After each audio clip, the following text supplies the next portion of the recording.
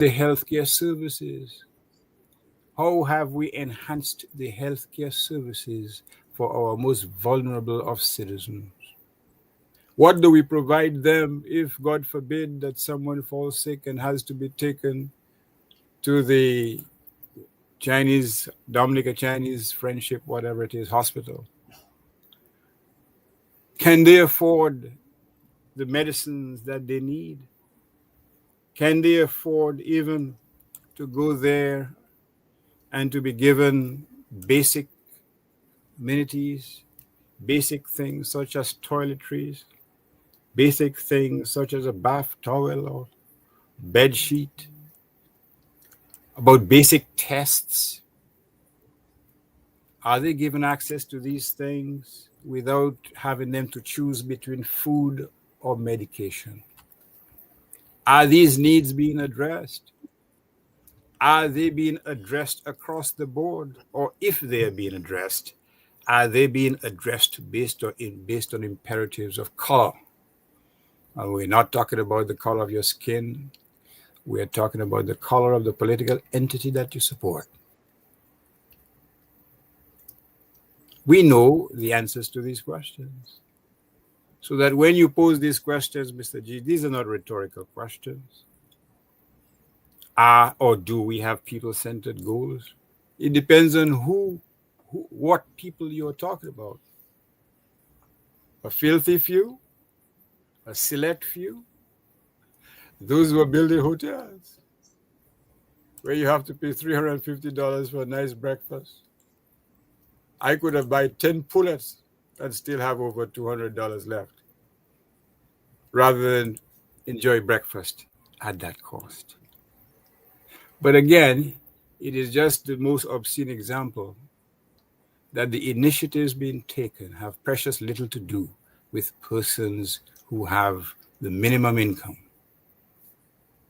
who have very limited means, persons who go to the market, sell a few things, hope they can sell more, because going to the market is not something they just enjoy, although they enjoy it because they have no option. But they have to earn a little something to be able to put food on their table and send their children to school. So the whole question that you've raised, or the multifaceted questions you've raised, Mr. G, quite frankly, the answer is a resounding no. And it is a resounding no, not because we lack the resources. On the contrary, we have the resources to mediate or to remedy these issues. But the priorities are elsewhere. A marina. Oh, I have a chalup in Portsmouth. I don't know if Mr. Jolie has one too, but I don't know which part of the arena is going to be.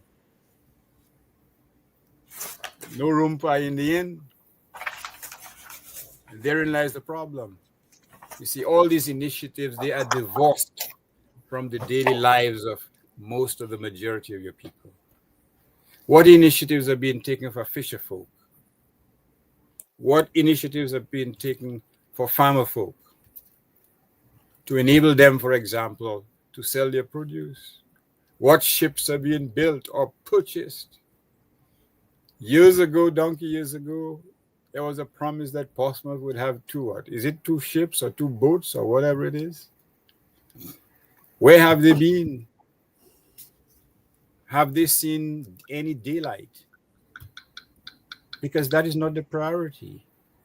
The priority is to create and sustain a certain type of lifestyle, a super rich, a super wealthy, an attitude that essentially says, you can eat cake, if at all you can afford to buy cake, while we live on the hog, or we feed on the trough. And therein, in my view, lies the fundamental problem confronting Dominica. It doesn't appear as if there is any Messiah, one who at least has the conscience, I should say, to say that, look, there can be no development if people are not being developed, if they're not being catered to, if they're not being given additional income, if they're not the capacity to provide for themselves and to have their dollars multiply, if that is not being increased, how can there be development? Or development for whom? Certainly not the majority of the people. And that's unfair. What about their opportunities or chances to create generational wealth? Which is to say, to buy, earn something, buy an extra house or two, so that they can leave it for their own children, and then their children would do the same, and thereby create a cycle of prosperity, a cycle which has nothing to do with dependency, a cycle which worships the concept of independence at its core, because that's how you empower people. You give them the means to produce, to earn, to open businesses, to build their self-confidence, to build their sense of pride, of self-worth, to make them feel like a person in the community who has a stake, to make them say in their own language, in their own way, Mwesafe, I was not born to be a hero of wood or drawer of water. I can aspire to be something much better. I can aspire to take courses at the UWI. I can aspire, hopefully, to get a trip on some ship. Growing up in Portsmouth, we used to see that, young men getting jobs on yachts and schooners, disappearing for months, for years, returning, building their houses, and repeating that cycle. Where is it now? Where has it disappeared? Probably Simeon and probably Anderson can tell us where. Thank you. Thank you, Dr. Andre. Simeon, can you mute your mic? Because I'm hearing some Oh, noise coming from your desk. If you're able one to mute it, second. that would be good. Yeah, yeah. Andy, you've heard Dr. Andre. You heard some of the questions that I posed in my introductory remarks. Do you have any answers for any of those? Well, I have definitely have some answers, and I think in order for us to grow as a country, one of the thing that I say things we have to look at for any developing country, because technically that's what Dominica is. We're a developing country. We're very young as a country. Um, but if in order for us to succeed, I tell people this all the time. All we have to do is take a systematic scientific approach to success. Success is not something that is a game, or it's not something that is so-called a surprise or even a genie in a bottle. If if we have to succeed as a country, we need four items, I think, that we can bring to the table, or three or four items. And each of these items probably have probably about four side items. And I want to go through it with people. And what I'm gonna do is I'm gonna tell you what you need to succeed. And then you as the person kind of have to come to the table and say, hey, do we have this or do we not have this? And once you understand it, you'll know that success is inevitable if you have all the items on the table. And the first one being economic growth. Second one, social inclusion and environmental protection. You need a good foundation of governance and stability. And for those of y'all who don't understand what that means out there, I'm going to kind of break it down. You need rule of law and justice. People have to be treated fairly. Things have to be impartial. There has to be a predictable legal system, as was mentioned earlier. And you need a place where investments are stable. You need lack of corruption. Simply put, in every society there's corruption, but we have to understand that the more minimal it is in any developing society, the greater that society will become. We have to assure that we have transparency and accountability in government, which is something that I don't think we have today, which limits the success that we have in our country. Any funds that are put to use have to be understood that these are the public's funds. It cannot be for private gain. So anytime you have anything for private gain that comes from public, we have a problem. And often we have a problem in Dominica. Everybody say, well, the government spending the money or spending their money. And I remind people all the time, government doesn't have money.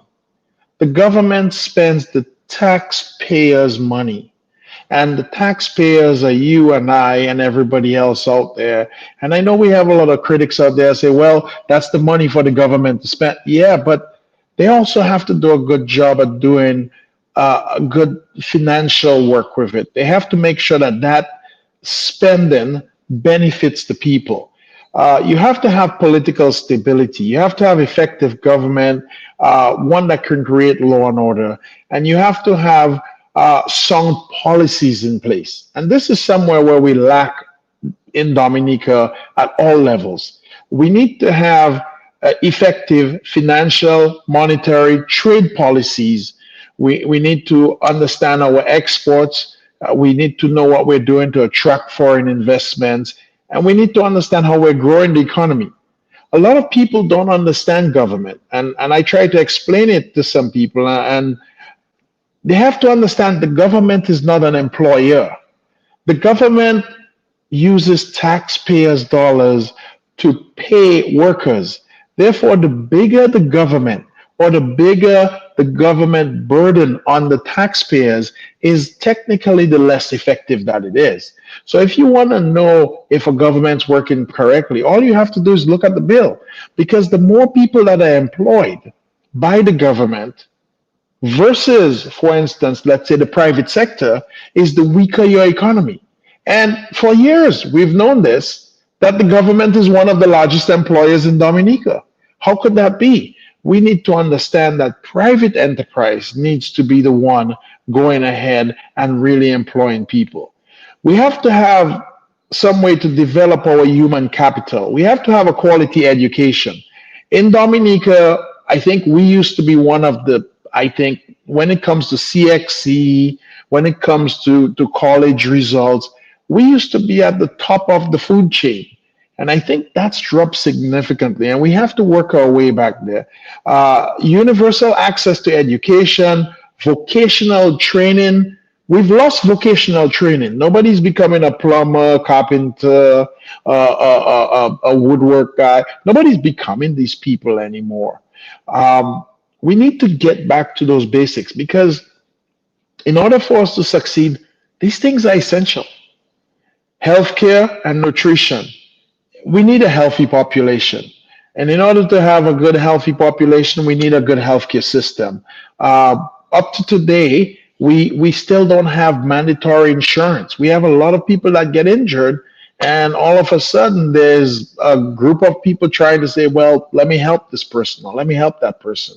We need to watch out for these things where everybody has decent healthcare insurance or even access to good healthcare. And it's so sad that every now and then our politicians get up on stage and they say, well, guess what? I can take my children elsewhere, or I can go outside to take healthcare.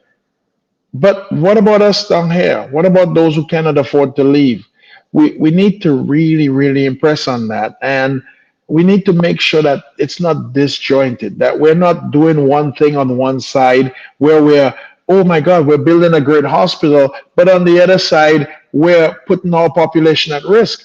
I think 25, probably even 26 years ago, I came up with one question. I said, why are there so many people dying, for instance, on motorcycles or having accidents on motorcycles?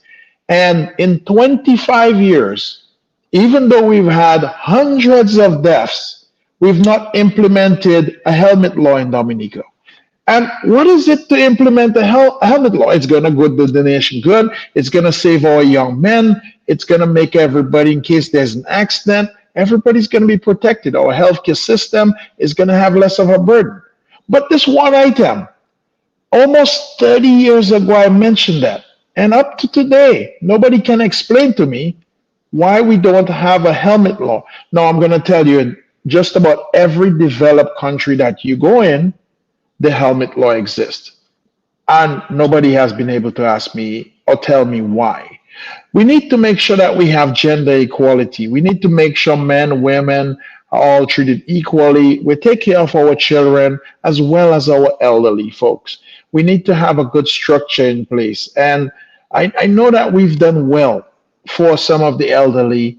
I don't know if we've done as well for the children as well. But gender equality is something that's very, very touchy. Even in Dominica, I find especially women are marginalized. They're just disregarded. People don't feel that they work hard enough, or people don't feel like they should have an equal say. So we need to make sure we watch out for that. I'm going to tell you, one of our biggest things that we suffer in Dominica, and which will answer so many of your questions, is the economic and the physical infrastructure. The investment of Dominica, the investment in our infrastructure. We need reliable physical infrastructure. We need roads, airports, ports, power grids, internet access. We need connectivity in order to create commerce. Now, I just mentioned a whole bunch of things here, and I know a lot of people get confused by all these things. But in any developing society, these are basic necessities. Too long have we had people come and impress on us that they built a road, or the government said, hey, guess what? I am building this, and our party's no, this is your responsibility. As a leader, your responsibility is to build reliable infrastructure for your people. It's to make sure that they have access to those things. We should not have a power grid that's failing on us constantly. We should have something that's stable. I'm going to tell you, we need to make sure that we can create a society that has some industrialization. Industrialization is so important. And I tell everybody that because here's the thing, we need to start understanding, no matter how much we sit down and talk here, unless we don't start building factories, unless we don't start creating jobs that the middle class or even the upper class or in the lower class can move to the middle class, people need to see a path forward. Industrialization is so important. And the last thing that I think that we totally lack, 110% in Dominica, is innovation. I think we have a lot of smart people here. And the reason I will tell you that as a person is because when I go elsewhere, Dominicans flourish. We have Dominicans in Florida. We have Dominicans in other Caribbean islands. We have Dominicans in Germany. We have Dominicans in England. And these people do such amazing work. Now you have to ask yourself, if they were still left in Dominica, would they be able to do the same work? And the question is no. Well, why is that? It's because we lack the resources. It's because we lack the innovation. Our society does not promote innovation. It stifles creativity. We literally suppress our nation in Dominica. If somebody comes up with a good idea, the first thing we tell them is it can't work, or there's not enough money to do it, or we don't believe it can do anything, or our population might be too small.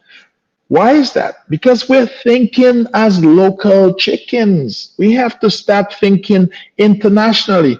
Well, here's a product that I created, and this product can change the lives of people all over the world.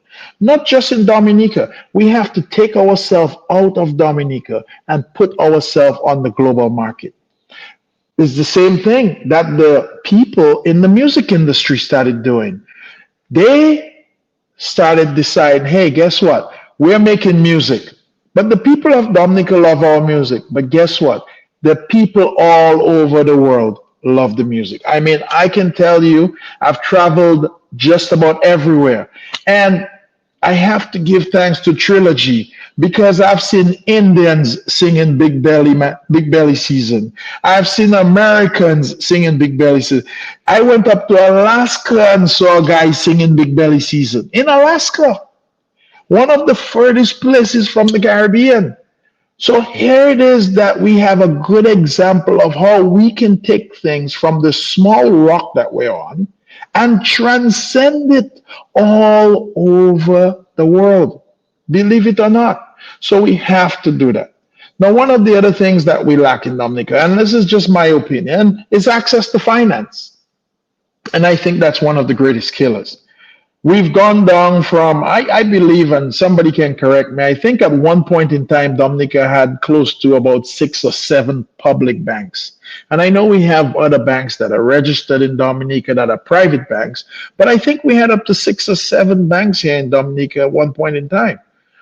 We need to understand if we are going to develop Dominica, and Dominica is not going to move 1 inch if we are not developing a robust financial system that produces access to credit facilities, financial services for entrepreneurs.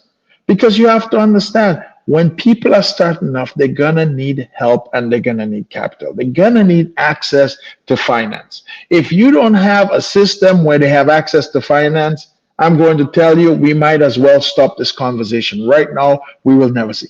Now, we do have a few banks in Dominica, but I'm going to tell you, the banks we have are very limited. The banks, a lot of our banks here, they lack creativity. If I came to the bank with an idea, unless I didn't have a good social standing where I could support that idea or have enough credibility behind my name, and that includes probably a piece of land or maybe something that the bank could put their name on, I probably couldn't get ahead of that idea. No, it's the ideas that make us millions and millions of dollars. We have to have a good social well-being and a good environmental well-being. A lot of people don't think social is important. And I can tell you, Dominica is one of the happiest countries in all the islands I ever visited. We have good carnival, we have good fete, we have good parties here still. Most of the places in the islands, you have a lot of places where people work a lot. And maybe that's good. But we also work a lot. But I'm going to tell you, I think we party a little too much. And we need to get back to working a lot. And showing that we have good economic opportunities for our young people and basic services for our young people, it's essential to any society. So many times I've heard our politicians come on the podium and they have boasted that they are providing services, simple services. And I talked about quite a few of these. I mean, look at this. Our garbage collection is a basic service. Nobody should ever talk about this.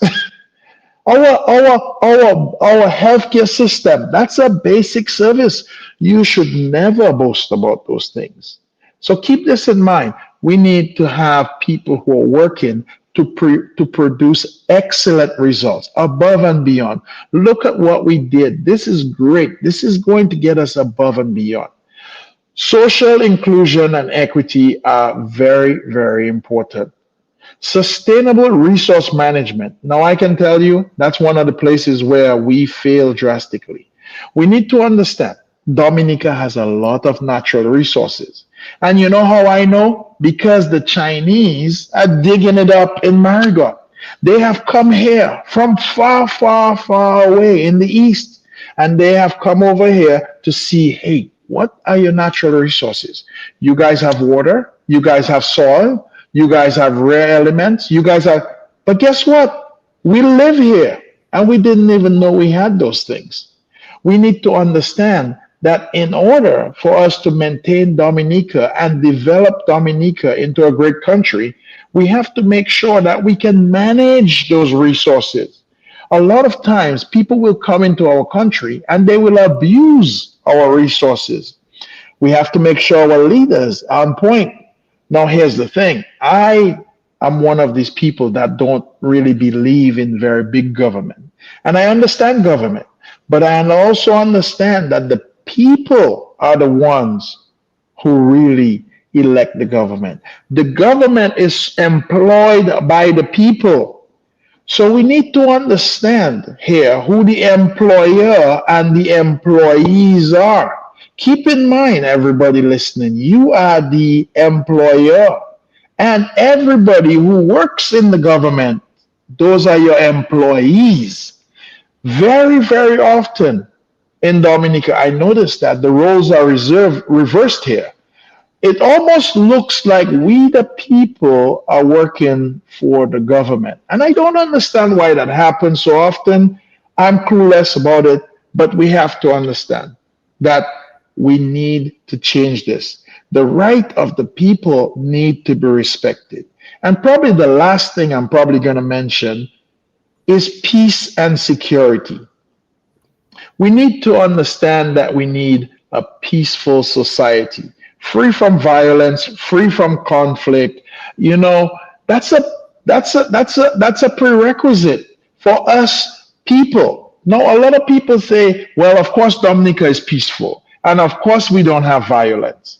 And I said, well, if we have violence and if we don't have peace of mind, then guess what? We cannot focus on our education. We cannot focus on our work, and we cannot focus on our community. And I'm going to tell you, we spend a lot of time focusing on all these other things that are supposed to be basic necessities. We have to spend our time focusing on simple things that should be established by the principle of the government. And in order for us to succeed, Mr. G, and in order for us to answer all those questions that you have, these are just the simple things that we need. If we can get all those things lined up properly, and we can get people working on just these simple things that I mentioned, and I'll go through them once more. Foundational governance and stability, human capital development, economic and physical infrastructure, and last, social and environmental well-being, then everything else can fall into place. But if we have a society that is based on the fact of personal gain and selfishness, I am telling you, we are destined to fail as a community. And that's what I have to say about all the answers to your questions. Well, thank you, Andy, and we'll certainly come back to you to go into a little bit more depth in some of those things to see how all those things impact the questions that I put on the table. Simeon, you worked in the public service all your life practically. Andy and Dr. Andre raised a few issues and put them on the table. And I just go over some of them. Is there economic growth? Is there social inclusion? Is there environmental protection? Is there rule of law and justice? What about corruption and transparency and accountability? Ensure that government spending benefits all of the people and not just a few. Need for effective monetary policies. Need to understand how to grow an economy. I mean, these are basic things in planning. Need smaller government. I mean, Andy is very strong on this thing. I've heard him many times talking about small government. Develop your human capital with higher level state-of-the-art education to meet your modern needs. A healthy nation. Healthcare, what is the state of our healthcare? Need to have gender equity. Reliable infrastructure. I mean, do we have reliable infrastructure? Need industrialization and innovation. And then you use the music industry as a good example of what can be achieved internationally from our music. And then access to finance. We've lost some banks and we're down to a couple of banks. And the sustainable resource management. And again, of course, Andy wound up with this thing about a peaceful society. Simeon, you've worked in the service all your life. Do you see those things in the last 25 years? Well, good night, Mr. Gregoire. Good night to your listeners. Andy, good night. Thank you for your continuous tooling contributions to our philosophical mindset in Dominica. And I want to join in complimenting Dr. Andre for being admitted to the bar in Dominica. I must say, when I heard that, it evoked in me a sense of hope, because I am one person who is very much concerned. I think the term was used to give renewed energy, but I'm saying that I'm hoping Dr. Andre will instill in the minds of the hopeful climate of Dominicans a greater sense of credibility and trust in the legal profession. Because if anything, that is very much lacking today. So congratulations, Dr. Andre. And like the good Greek philosophers would say, in civil societies, there is a need for a strong legal and judicial system. So thank you very much. I think it can only, what your entry into the legal profession in Dominica will only add to strengthening of the legal practice in Dominica. So welcome. Thank you very much. Now, Mr. Gregoire, listeners, Dominicans, we've explored many topics tonight. I've listened to Dr. Andre, I've listened to Andy, and a lot of you could say salient points have been raised. But I would like to say there's only one umbrella under which all of those thoughts pervade, and that is governance. Good governance, as simple as that. One of my disheartening sentiments is that I think not only has Dominica, the current government in Dominica, drifted away from any semblance of what is good governance, but even more so frightening is the fact that the people of Dominica, the average Dominican, is drifting even farther away from an appreciation and an understanding of what is governance. And allow me to refer to your topic today, because I mean, you ask us, has the absence of long-term people-centered goals, integrated plans, and implementation strategies in Dominica over the past 25 years been replaced by a plan for personal enrichment? That is a very loaded statement, you know, especially when you have to divide it in two, because what we're actually saying there is that the government which we have had over the past 25 years has been more preoccupied and concerned with personal enrichment over long-term development of Dominica. That's a very serious indictment on administration and governance. And Mr. Gregoire, you'd be surprised if I were to tell you, to answer your first question, there are hundreds of plans sitting on the shelves of cabinet and the various government ministries to drive Dominica forward. Allow me to name a few. In 2013, December 2013, the government adopted or put in place what you call a Dominican National Biodiversity Strategy Action Plan, in which we would take care of the environmental and natural resources in physical planning and fisheries in Dominica. I heard Andy mention about education. But in 2004, when I was part of the Ministry of Education, there was a national curriculum framework for Dominica. And that is, I would like to ask every member of this panel, every educator in Dominica, I suspect there are principals and teachers, or even education officers, or the current government, even the Minister of Education, who has not seen this document. Because if we have to revert to that document, the national curriculum published in April 2004, that was very succinct, hopeful document for education transformation in Dominica. Not only educational reform, but the transformation of education in Dominica. And I am yet to see any of this being implemented in the education system in Dominica. Let us not forget that we had the National Resilience Development Strategy leading us to 2030. A document that came about as a result of Hurricane Maria, which was widely discussed and debated. What has become of it? Then, if we had to go back to 2006, we had consultations and meetings on what is called the Growth and Social Protection Strategy for Dominica. Andy mentioned most of the things that Andy mentioned in this topic, they are included. I would say everything, as a matter of fact, that Andy mentioned is is included in that National Resilience Development Strategy. The Growth and Social Protection Strategy, as was supposed to have been implemented in 2006 and beyond. Mr. Gregoire, I'm sure you would be knowledgeable of this. And many of our people would be surprised to know we have about over 20 to 30 tourism development policies for Dominica. Short-term, medium-term, and long-term goals. We also have the Tourism Vision and Framework for Development as a document.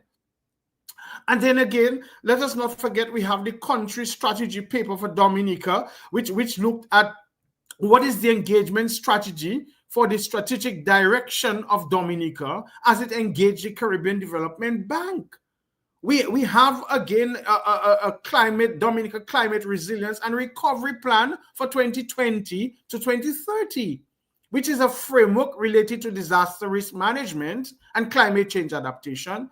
We also have the Geothermal Resources Development Bill of Dominica, and we have the CDB Strategy and Action Plan for Dominica. These are a few of the recent ones. So when we ask the question, is there an absence of long-term? No, there is not an absence, because they are there.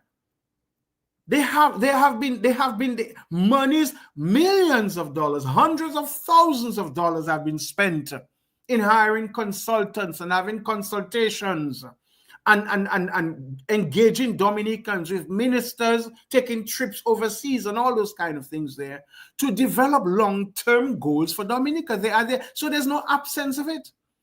And there's no absence of integrated plans and implementation strategies for Dominica, because they are there. There's a wealth and a treasury of documents available for that. Let us also not forget that when we're talking about when we have to look at it, if we have to, which would help me to zero in on whether or not we have good governance in Dominica. Hey, how many budget addresses have there been over the past 25 years? And that has become a joker. To use parliamentary language, I'm tabling it as a motion for this discussion tonight. And the question has to be it resolved that over the past 25 years, there have been 25 budget addresses in Dominica which have outlined long-term integrated implementation strategies for Dominica that the government must be held accountable to.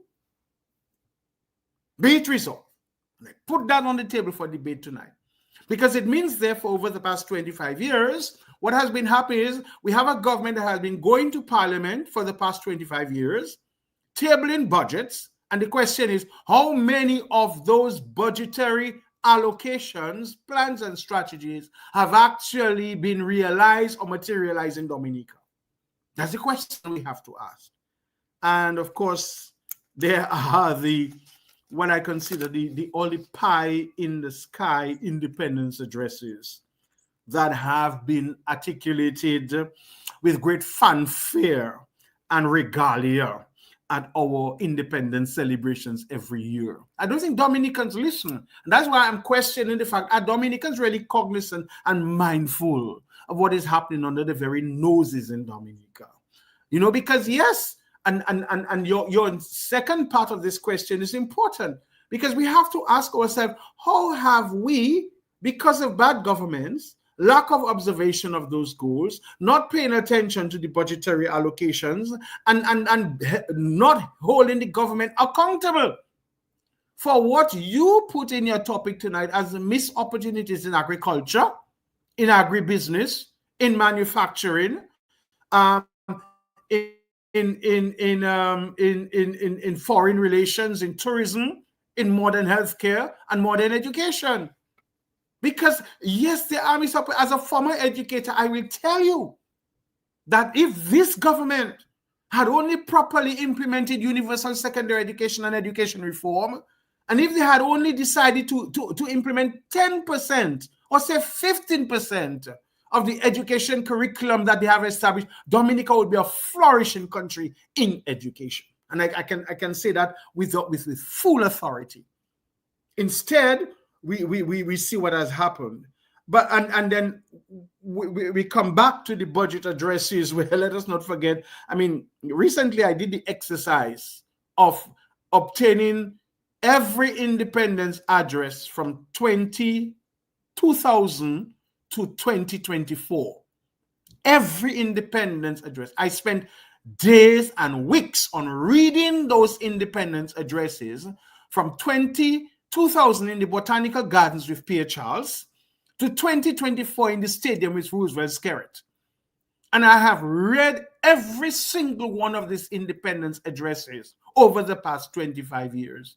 And I can tell you, even the independence address of Pierre Charles, deceased in 2000, in the hand, not even 5% of those promises have been fulfilled or delivered to the people of Dominica. And that's an exercise. You know, that's why Dominicans have to become engaged. They have to become involved of this. And what I would like is as I've already started, also looking at the budget addresses and listing the number of false promises that have been made to the people of Dominica, studying the budget addresses over the years, looking at the spending of government and the estimates and the actual spending at the end of the budget year, and see how much money that has been allocated for agriculture, for tourism, for education, that have actually been invested in those sectors versus monies that have been spent elsewhere. Just look at the spending in the office of the Prime Minister alone. That is enough to trigger certain levels of questioning and to hold people accountable. So you see, we have been inconsistent. There's a high level of inconsistency in governance in Dominica, in implementing the plans and the goals that have been laid out as government, and particularly the level of development that Dominica has, missed, regrettably. And so one of the things we have to think of today is, Dr. Andre said it, that I think that development is not something that is magical. It doesn't come from a genie bottle. But unfortunately, that is what we've had as government over the past 25 years. People who go into a genie bottle and just every now and again pop their head out with some pie in the sky, hairy-fairy idea to fool the people of Dominica when they think that they need to enhance their public relations, or elections are around the corner, or they want to give people a sense of false hope, or they wish to make people believe that the government is doing something when in fact they are actually doing nothing. You know, I'm not sure, Mr. Gregor, that we are aware that there's a Physical Planning Act of 2002. And Chapter 2 has to deal with a development plan and the management of the development of the land resource in Dominica that has been severely violated over the past 25 years with the construction of almost every major government project.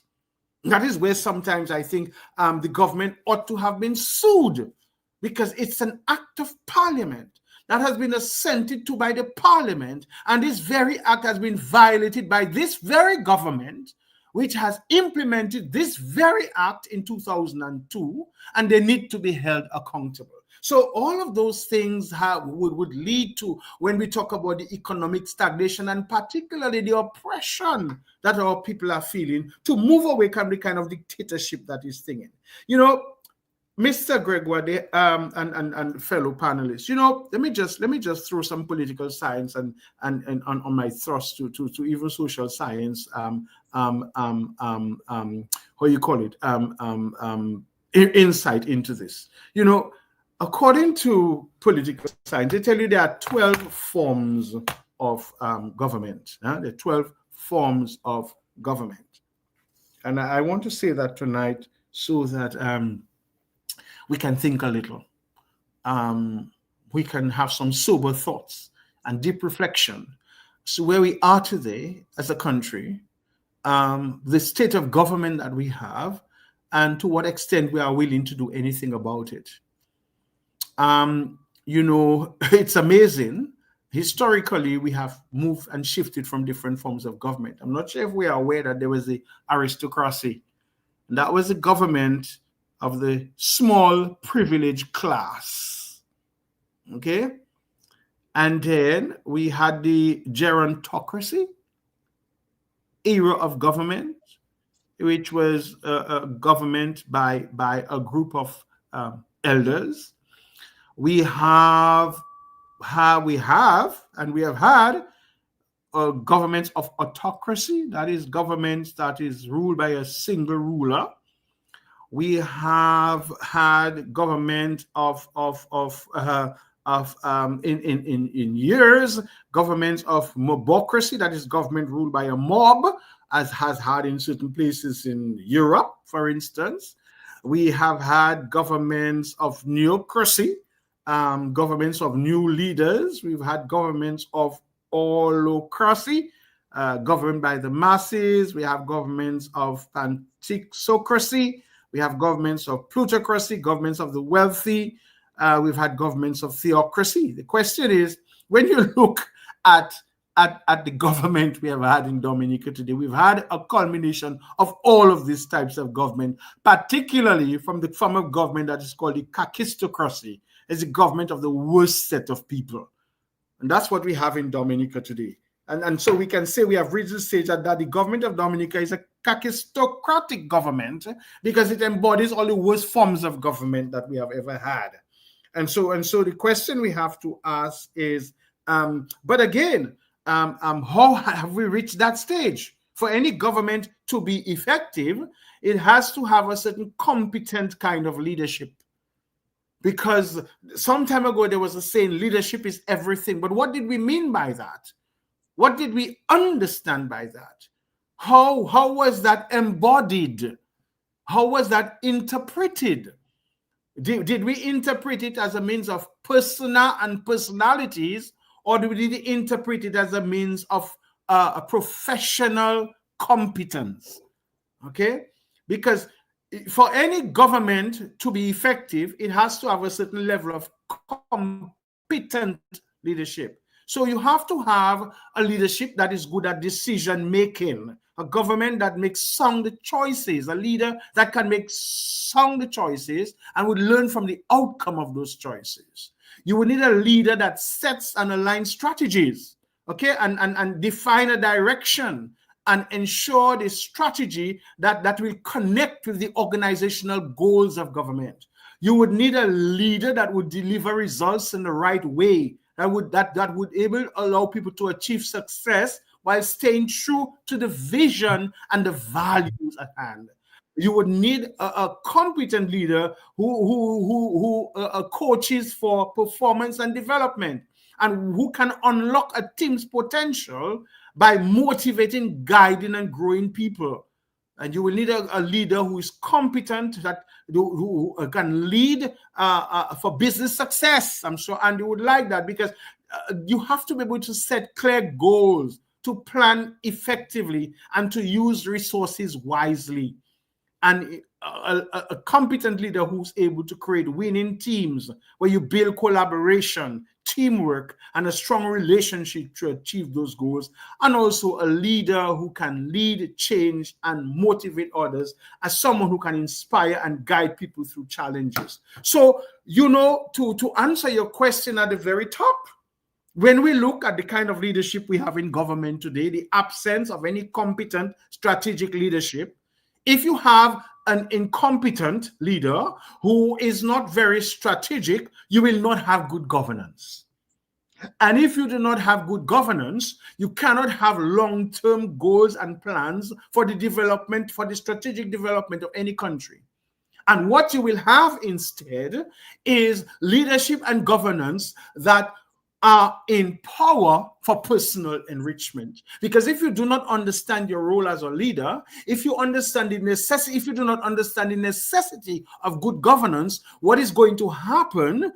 The lives of the people in terms of agriculture, agribusiness, manufacturing, tourism, foreign relations, modern healthcare, and modern education, as we prepare people for an era that is upon us, will not bear any fruit. Instead, what you will have are neophytes and narcissistic people who will see their opportunity in government to enrich themselves because they would lack the necessary know-how, capabilities, persona, intellectual capacity, emotional intelligence to be able to govern well. And so you will have economic stagnation and oppression as we are seeing it today.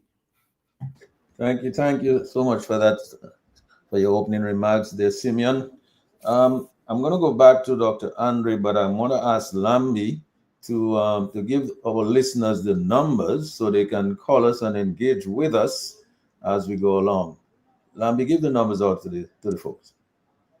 Good evening. The numbers are as follow: 449-3095, 449-3096, 449-3097, 616-4257. Those are all local numbers. The overseas or international number comes up now: 305-432-9624. Let me run those one more time. Local numbers: 449-3095, 449-3096, 449-3097, 616-4257. The overseas or international number: 305-432-9624. Back to you, Mr. G. Yes, thank you, Lambi. So you'll take the calls as they come along. Just make us a sign. So, but Dr. Andre, Simeon left off on this note, this leadership is everything. That's a term we've heard for a while in Dominica. But he has a question about competence. He put the word competence on the table. I mean, in terms of all the plans that may exist on shelves and in desks, in ministries, where is the implementation of those plans and those goals? Where indeed. But when we speak of competence, we ask ourselves, competence in what? Competence to do what? If as a leader of your country, to the extent that you are competent, you have to be competent in the most important thing: to serve your people, to ensure their prosperity as best as you can, to ensure their well-being and comfort as best as you can. If that is not your goal, then quite frankly, it raises the question which Simeon has raised: what is the justification for holding that type of leadership position? It cannot be to serve yourself. It cannot be to cater or to pander to your vanity. Leadership in the true sense, and we have examples of true leadership in Dominic in our history. We have people like Edward Oliver LeBlanc. We have people like Mr. John. We have people like Mr. James. It sounds like verses in the Bible. Probably it is. We have other folk and so on who've given us some indication as to what empowerment is all about. When a leader develops a housing scheme and ensure that each person who receives one of these eventually at some point obtains title, so he or she can improve on that. He or she could add some bedrooms or a concrete kitchen structure, improve on it, thereby including or increasing his or her stake in the community. Now we're talking leadership, because the focus is not on you. The focus is not on the man in the mirror. The focus is the man on the street, the man who toils, the man who has to cut grass, who has to fish, who has to stand in front of that wood burning oven to make bread. The man who have to enjoy or to benefit from the sweat of his brow. to give him an option to rise beyond his immediate situation, to ensure that his children can go to the sixth form, where it is no longer sixth form. The UWI, take classes, do courses, improve themselves. Education is a terrible thing to waste. These are the things that we have to nurture our children on. You do not waste the gifts that you have. Teach them, and Simeon is better than I. He's a big biblical scholar, Father Rodney. Well, Pastor Rodney. The parable of the sower. What it means to sow your skills on fertile soil as opposed to stony soil. Do not squander the gifts that you have. Do not be ashamed on account of peer pressure to save your resources because you have this goal in mind, because you see a success. And when people see an old house destroyed by hurricane without a roof, you see what you can do to transform it into a glittering city or glittering abode where you can improve yourself by generating some additional income for yourselves and your family. That is what leadership is all about. That is what competence is all about. You are competent in the role that the people have bestowed upon you. Because after all, if all over the Caribbean you see examples of competent leadership, whether in St. Kitts you see what the CBI money is being used for, whether in other countries persons receive benefits during times of need. What does that tell you? We've raised this question before. Sapa Muntu, have you been doomed to occupy the lower rung of the economic ladder in your own country? No. They have to be empowered to make something of themselves. I don't know, Mr. G, probably you got a J. That's what we used to call it before, J or something. Huh? Probably you have a coconut fiber mattress and there's a big slit where you hide your money. I don't know what it is that you have. But we have to teach these skills or these qualities, these attributes. You will eat bread by the sweat of your brow and you should be very proud to it. The whole business of sitting on the sidewalk with something in your mouth is not the path to development or to self-fulfillment. On the contrary. But the enabling environment has to be created. This is not rocket science. Whether it's from Mr. Jolly, whether it's from Mr. Joseph, they have elucidated all what is required to create a productive society, one that develops. Because development is not building these concrete structures so that we can boast about how developed we are. Develop is based on your people, how educated they are, how innovative they are, how enterprising they are, how hardworking they are, how much sacrifice are they prepared to make in the present so that they can reap the benefits in the future. That is what we are talking about.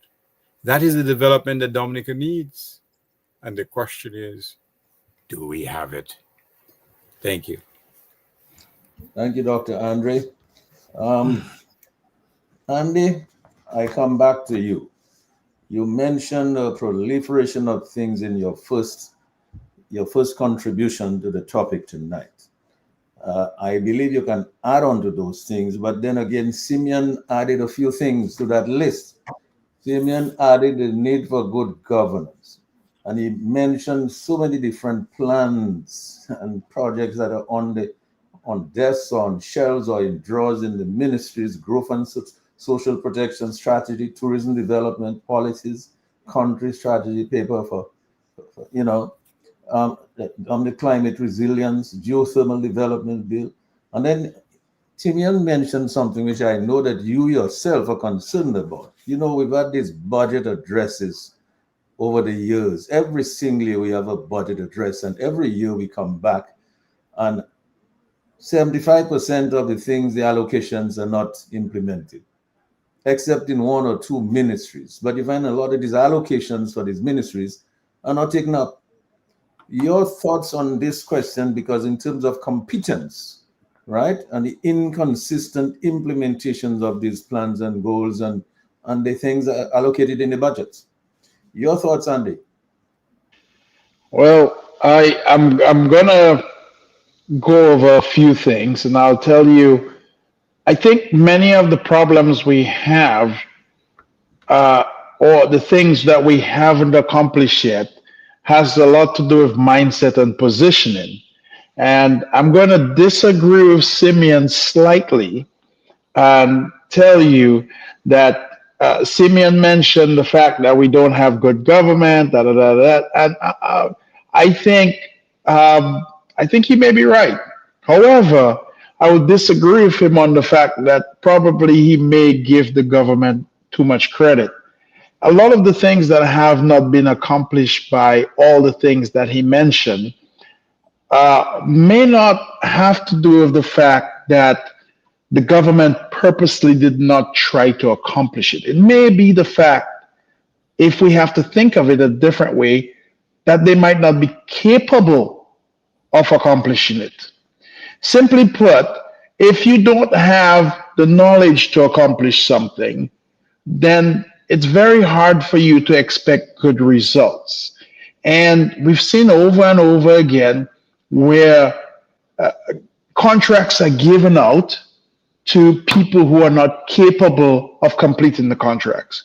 We've seen jobs that have been given out to people who are not capable of doing the jobs. We've seen time and time over again where things are not bidded out correctly, meaning that you have a project, that project should go through a bidding process. The people who are capable of doing the job should be researched carefully, and things should be put in place to ensure that that job comes to completion at some point. And when Simeon talked, and forgive me, Simeon, for disagreeing with you, it's almost Simeon said, well, they're quite capable of doing it, but they just didn't do it. And I don't think that might be the case. In order for us to develop this country, it requires kind of a pragmatic adaptation to some constraints that we have. We have to kind of leverage opportunities, and Dominica has had several opportunities in the past. The unfortunate thing is that we've not taken advantage of many of the opportunities that we've had. And even the ones that we've taken advantage of, we've not taken advantage of them to their fullest potential. So the question really needs to be asked, are people capable of taking care of these things? Do we have a structure in place that we have adequate minds, or we have the adequate mindset and positioning to take care of it? So, and I'll give you, stories, and upon stories that you've heard, well, they hired this person for the job. However, this person is not qualified, or this person is not doing the job adequately. The other problem that I think exists in Dominica is one that is simply put. It's the fact that we give people positions, however, we do not make it so that these positions are performance-based. Whenever we give somebody a job, we just give them the job and we forget about it. Whether they're doing a good job or a bad job, we're gonna ride or die till the end with them. And this cannot be the way we develop a society. We have to understand that with every job that's given, it has to have some performance goals set up and set in place in order to make sure that we achieve the proper results. And lastly but not, we have to make sure that we in this society exist as a cohesive group. When we make decisions, we have to make sure everybody is on board with the decision. Or not even everybody, at least the majority are on board with the decisions that we make. And a lot of time the decisions are made, but they're not made with the interest of the majority in mind. They're made with some degree of self-interest in mind. This person is my good friend. I'm going to hand this off to him because I know him. Or this person may help me in the future, so therefore that person owes me a favor. So a lot of the things Simeon brings up, while he's quite passionate about it, Simeon, don't get me wrong. I just don't think the capability to accomplish these things were there. It's not that they got left on a desk. It's almost like if we didn't know what a diamond was, I could probably put a diamond in front of you and it would mean absolutely nothing to you. So I think this is what exists in our society consistently. And we have to figure out a way to do that. We have to start putting the correct people to work. We have to build trust. Now, one of the other things that I mentioned is that when we're building, we have to build with smaller groups. Everybody know everything in smaller groups is more effective. Smaller groups have the ability to move and scale quickly. Right now, we've built Dominica on a government that is so large that it is very hard to move the needle. There's a lot of waste, there's a lot of inefficiency. And we've seen it time and time over again that the right hand doesn't know what the left hand is doing. And literally, in some cases, I've even seen it, where the right hand is working against the left hand, which is incredible to watch on a daily basis. So in order for us to progress, we need to come back to the table. We need to know what everybody is doing.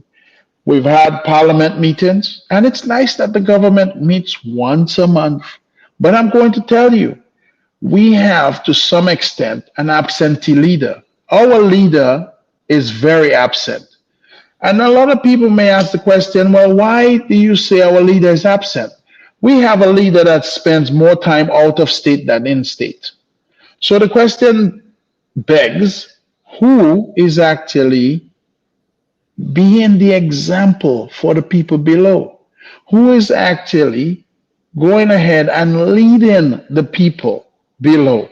Now, it's nice to know that you have a good running business and you can pick up the phone and you can call somebody and say, hey, I need you to move this, I need you to change this. And that's assuming that you have a good business and you have reliable people in place, both of which we do not have currently.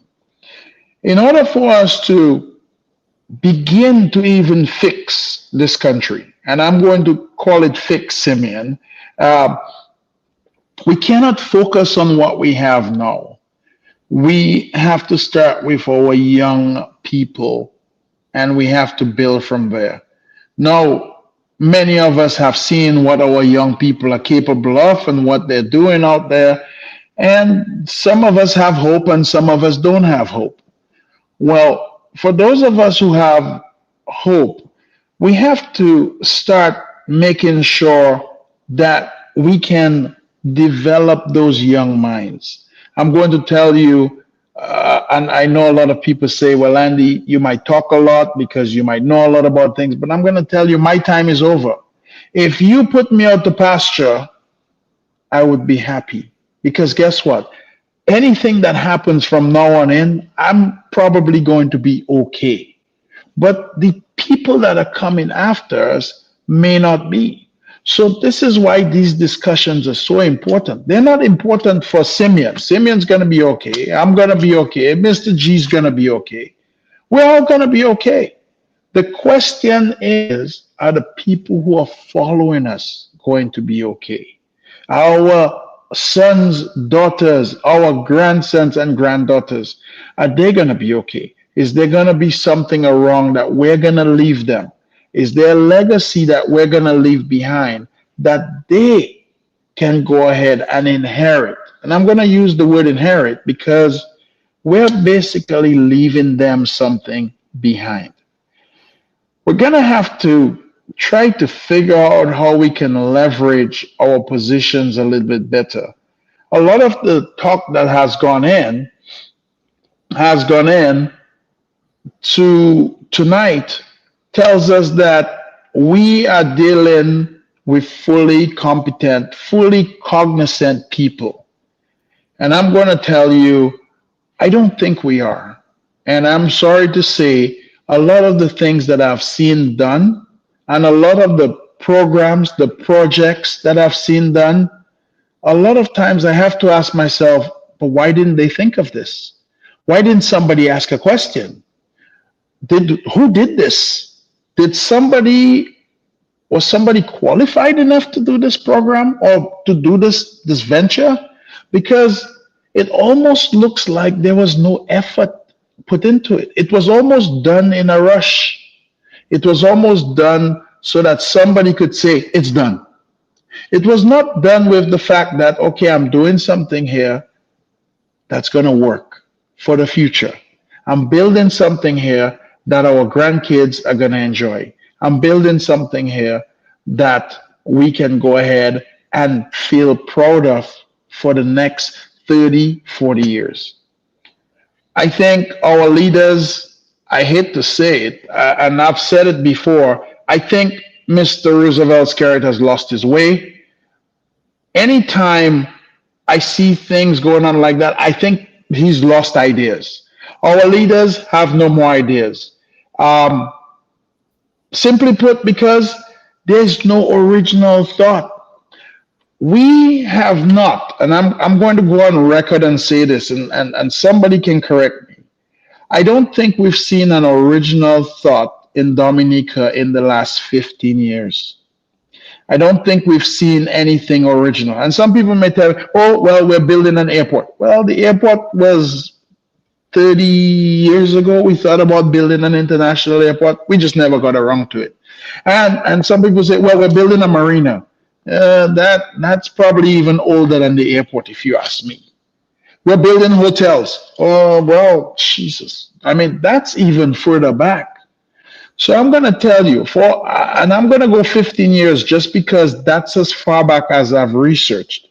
I have not seen an original idea in terms of how to create or generate sustainable income for Dominica as of yet. And if somebody wants, they can fact check me or correct me.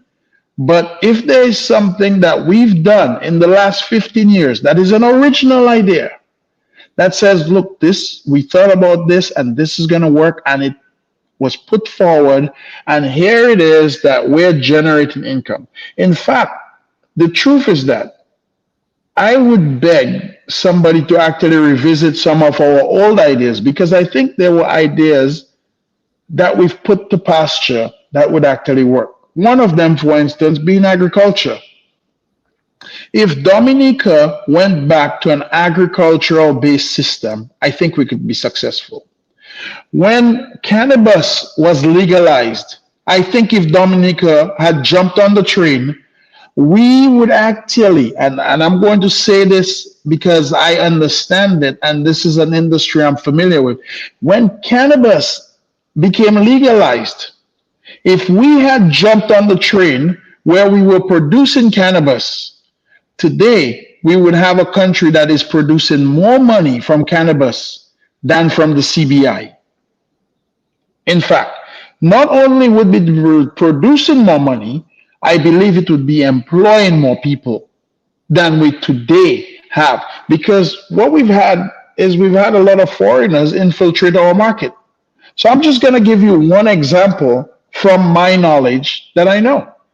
If we had jumped on that train, we would have paid off every debt in Dominica as of today, because we have so many natural resources which we've not come to recognize. Instead, we have other people that we brought in who are going to use those natural resources for us. And we have other people that we brought in that are going to harvest those natural resources, which none of our people will actually benefit from. So in order to talk about the grand scale of things, Mr. G and Simeon and all the other, everybody else out there, my thing is, in order for us to succeed, we have to have good decision-making power. We have to have smart decision-making power. Technology came along a couple years ago.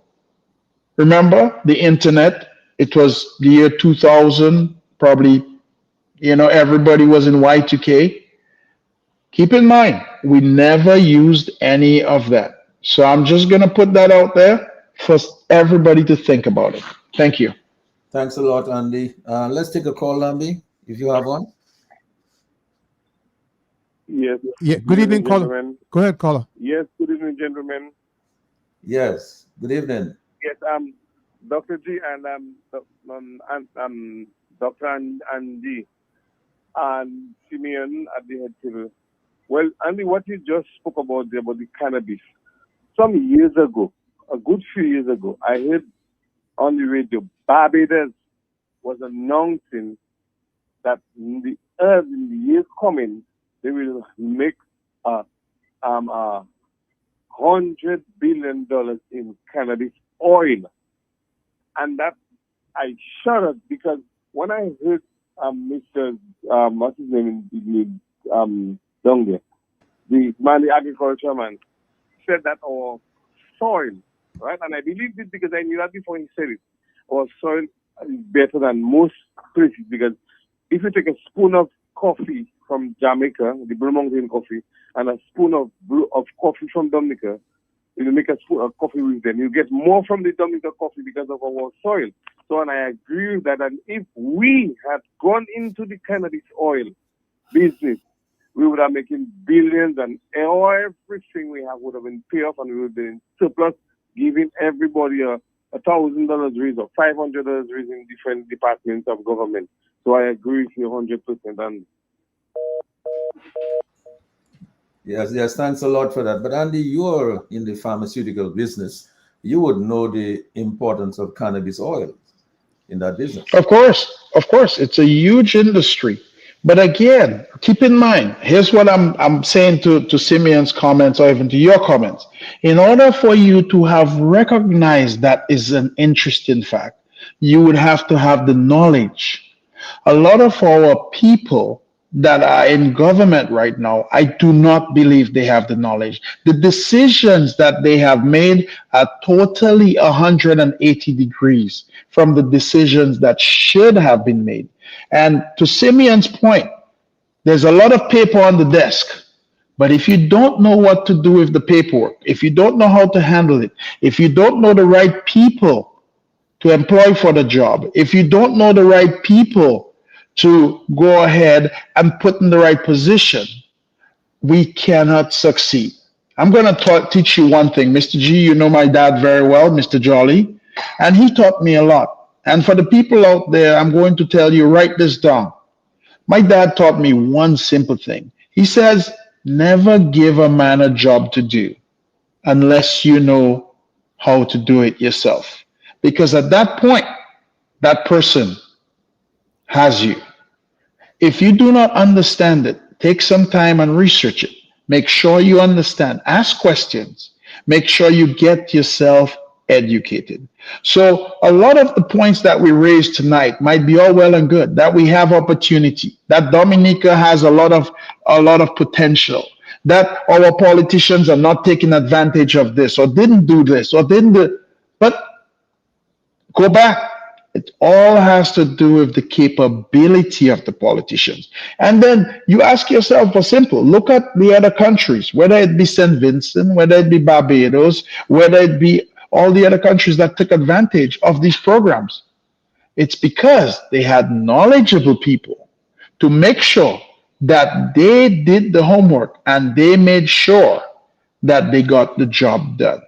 Today, if you look at St. Kitts, if you look at Antigua, look at their tourism industry compared to Dominica. Remember the days when we said we were going to build a better deepwater harbor. Remember the days that we said we were going to build a cruise ship village. Remember the day that we said we were going to make it so that we could get 2 boats in port without disrupting the normal flow of business. Today, I'm going to tell you, none of this has been taken advantage of.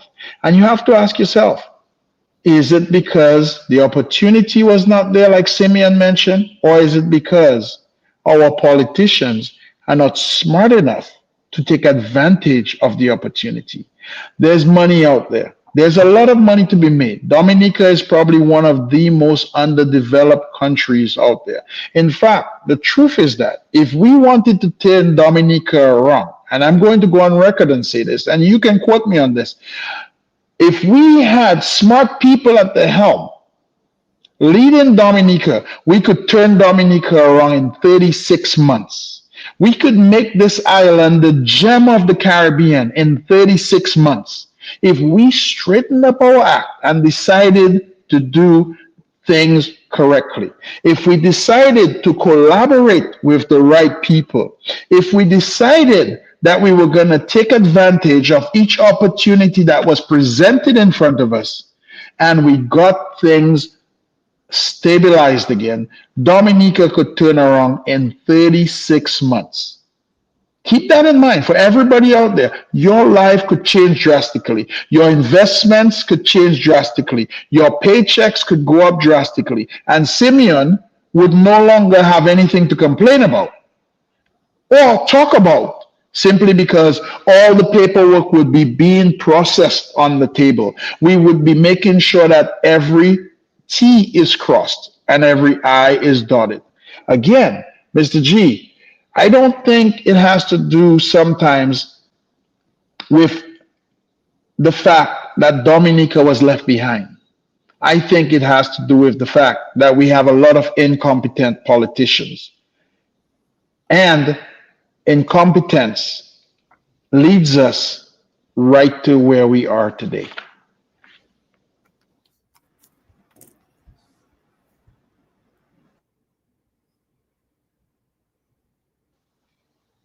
Simply put, we need smart people back at the wheel. We need people who can make opportunity happen. So many opportunities has passed Dominica. Look at our water industry. We've let that pass us. Look at our Kubili beer, our own beer that we used to make, not ours anymore. Keep that in mind. Our port charges are going up. I don't know how many people have been affected by the fact that there are long lines every time that there's a cruise ship in town. Those long lines are affecting our people. Yes, we bring in a cruise ship so that the tourists can visit our shores. And yes, we can make some money. But look at the incompetence of the politician. Instead, they're saying, hey, we have people working. Let's make sure we bring in cruise ships so that we can add to the economy. Instead, the long lines, the lack of productivity, the ineffectiveness, and the distractions created by the tourism are costing us more money than the tourist boats. I'm going to tell you, our tourism minister is a failing minister. And I'm going to tell you why this minister fails. Here it is. I am going to go on record and say I would prefer Dominica without a cruise ship, because the cruise ship is costing us more money than it is actually bringing to Dominica. The long lines under the Canefield Cliff, the long lines, whether it be on the Newtown Cliff, the distraction that it causes to businesses around Roseau, these things are not worth it to us. If we can make Dominica work, in order for you to create a good system, the first thing that you have to do is stay local. Your local people cannot be affected by your other activities outside. Meanwhile, while I know that we have hundreds of drivers, hundreds of buses that may profit from this, keep in mind, for those people who are profiting, there's another set of people who are losing. We need to try to focus on these things. Again, where does that come in? It comes in with education. It comes in with competence. It comes in with the fact that Dominica wants to grow and to scale, but yet we do not have leaders that know how to grow things or scale things. Instead, we step on each other's backs like crabs. When you make one industry get better, you kill another industry. You make one industry get worse, or another one thrives. Keep in mind, this is just the society that we live in. So, Mr. G, in order for us to move ahead, we have to create a level playing field. We have to focus on unit economics. We have to, and this is the word for the day. A lot of people don't realize that unit economics, meaning that we have to validate the profitability of the smallest operation before scaling. If that something is going to affect the profitability of the smallest operation, then we should be careful. Because if you kill the small operations, then the big operations cannot survive any longer. And that's all I have for you. Thank you so much, Andy.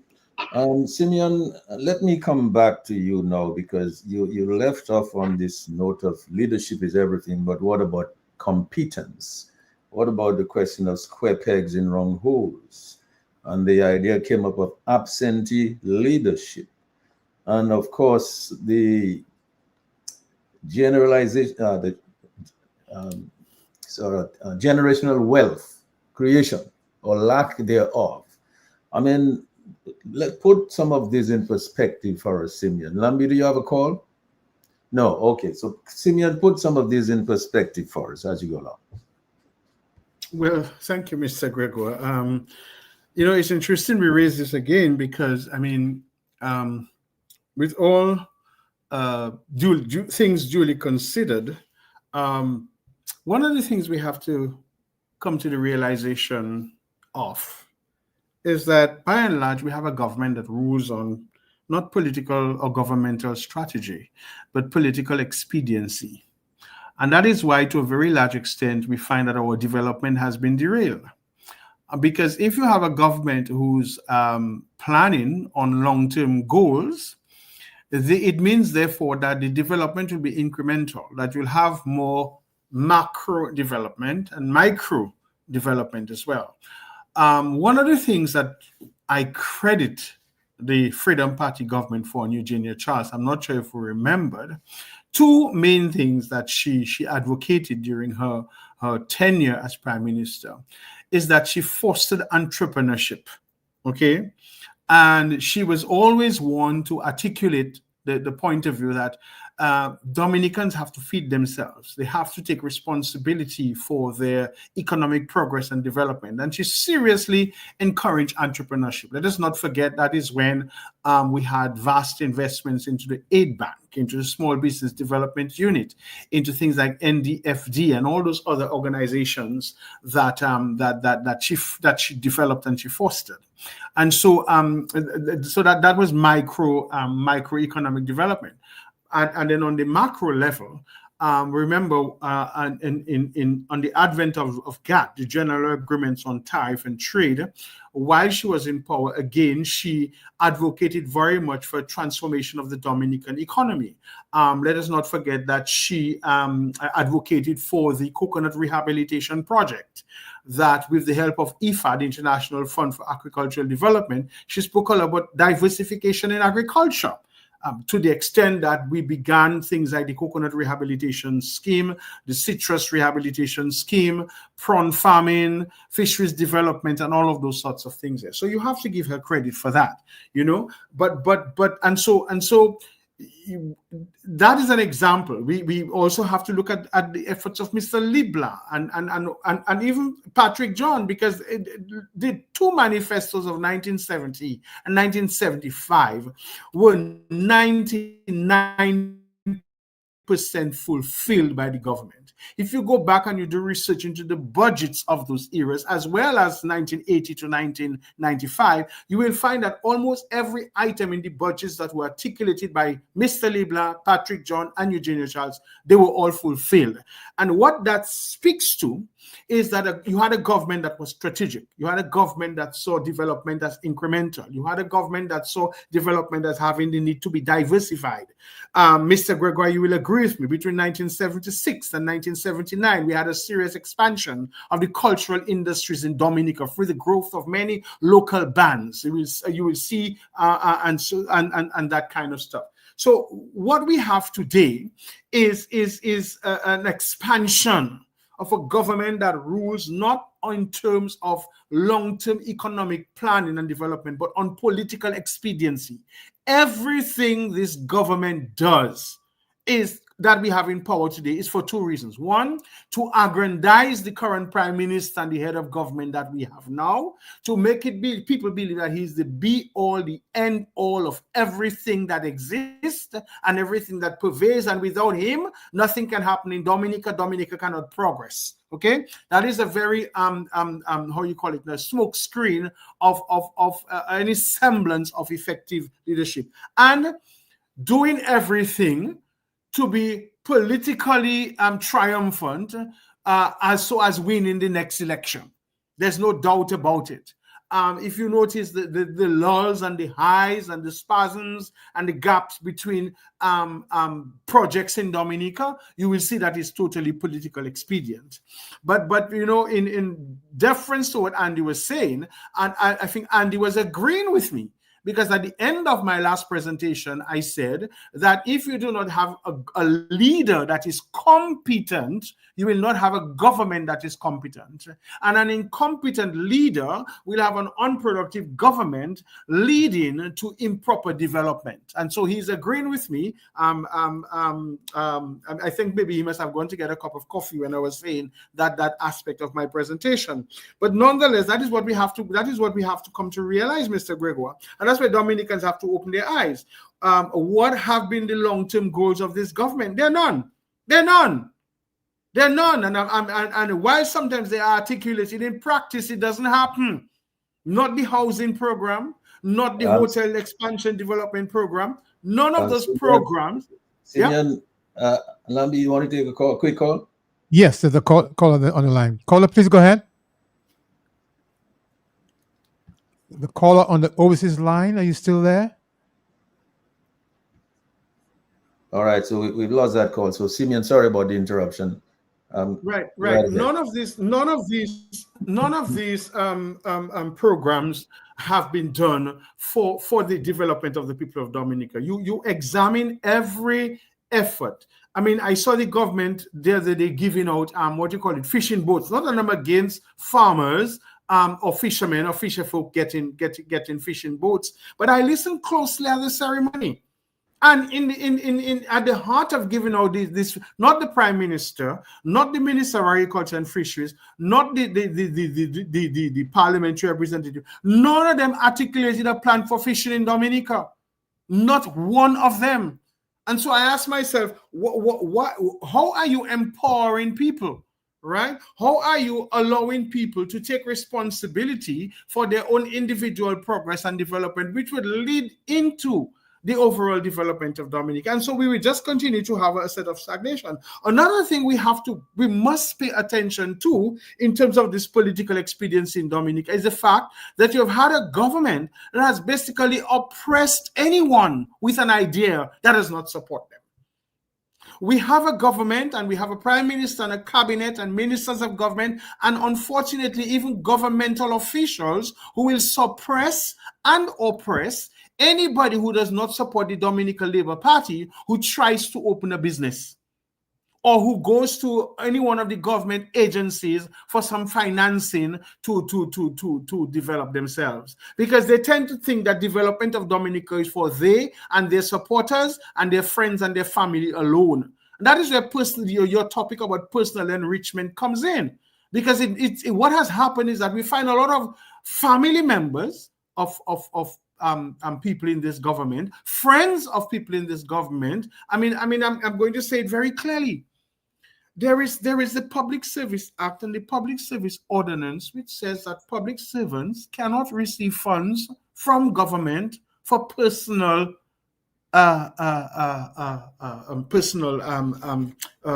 reasons. And yet we have a public servant who was given millions of dollars to build a hotel. That is in serious violation of standing orders, general rules, and I don't care what anybody says. This is wrong. And so they are going to the extent where they will break the law, where they will circumvent government ordinances and policies, in addition to denying bona fide, genuine Dominicans who really and truly have the interests of Dominica at heart and would like to invest in the country to grow the various sectors. So what we have in effect is government is controlling everything. Government is controlling the agricultural sector. Government wants to control the hotel sector. Government wants to control the small business sector. Government wants to control the fishing sector. Government wants to control the small business sector. Because even if you go around to look at how many of the supporters of the government who have been given money through the various local agencies to set up businesses for their own, and they're all supporters of the government, and they cannot deny that fact. We have people who are involved in the airport project now, who were close to people in the aid bank, who were able to establish hospitality thing in somewhere in Roseau Valley. And yet these people are being awarded our highest award during independence celebrations. That is the state we have reached in Dominica. And so when we're talking about personal enrichment, this is what is happening in Dominica over the past 25 years. And what has happened is you find people who have been trying their best to grow the economy, to invest.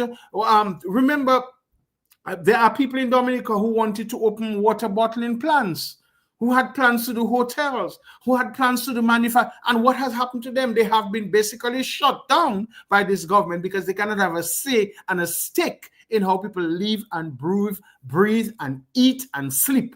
This government wants to decide how you eat, how you sleep, how you eat, how you clothe yourself. And the only way you will be able to do it is if you're supporting them. A country cannot grow like that. Neither E.O. LeBlanc, neither Patrick John, neither Eugenia Chance or the United Workers' Party took the approach that is only their supporters who should have a stake in. As a matter of fact, they created enabling, and just look at the number of businesses that began under Eugenia Charles government through the auspices of the aid bank. That is when we had a proliferation of small hotels in Dominica, and you can name them. You can name them all over Dominica. When funding was pumping through the aid bank, and aid bank was what you call one of the engines of growth for every sector of the development of Dominica: agriculture, tourism, education, small business, everything. And what has happened to the aid bank today is as if it's non-existent. And I've had discussions with people who have been to the aid bank recently to try to get funds to set up business, and it's like pulling teeth out of rock. And then they have to decide, and then question. I mean, I don't want to be too political, but questions have to be asked: are they one of us? Do they support the government? Who is their auntie? Who is their nan? And who is their wife? Who is their cousin? Where are they located with it? And this kind of things before these people are provided with the necessary financial support to what they have to do. And so, we are right in posing the questions to us this afternoon, this evening, that Dominica's growth and development has been stunted by the fact that you have a government that is totally occupied in political expediency to maintain themselves in power, and to have a plan always for personal enrichment. And outside of that, no other development can take place. So I mean, these are very significant considerations which we have to bear in mind today, because if we do not equate effective governance, competent leadership with effective governance, you will not have proper development, and they go hand in hand. So I would say, and I will propose again, and I hope my friend Andy is listening, you will not have good development if the government you have is incompetent, and if the leadership of the government is equally incompetent, and that is what we have today. So we have what you call a very stagnated economy in Dominica. There is no doubt that, as I said, we have a kakistocratic government, a government that is ruled by the worst of people. They're incompetent, they seem unknowledgeable, They don't seem to be able to articulate any policies. When was the last time you heard a minister of government articulate a developmental policy for their respective or individual ministry? When was the last time you heard that? When was the last time you heard the Minister of Health or Education or Agriculture or any one of these 19 ministers you have with all these what you call it now, colorful portfolios? I mean, blue and green economy and this and that. Where is our blue? When last you heard any government minister articulate that? And what is even worse, what is even worse is when you listen to the head of government articulating ideas for the development of Dominica, he does not even refer to the portfolios of those ministers and those ministries. He does not even do that. So there's a disconnect. There's a gap. Something is missing. When you do that and you listen to the presentation of the Chancellor of the Exchequer in the United Kingdom, when you listen to the Barbados, when you listen to Trinidad, when you listen to Jamaica, when you listen to the articulations of the long-term goals for governments of other countries, you're hearing meat. Okay, you are seeing things happening. You visit any other Caribbean country outside of Dominica, right? Just the other day, St. Vincent had a very strategic plan for the advancement and the progress and the development of agriculture and agribusiness, And so this is where we are at in Dominica now. And Simeon, do you mind if we take a call now? Sure. Caller, are you still there? Please go ahead with your call. Yes, you do not have a government in Dominica. You have a bunch of hooligans.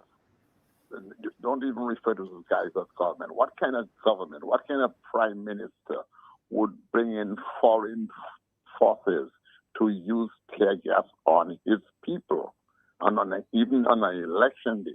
Right now, I think they still have them in Dominica. Why don't they take this RSS or what the heck they call them and send them to Venezuela? They're so powerful. They're so strong.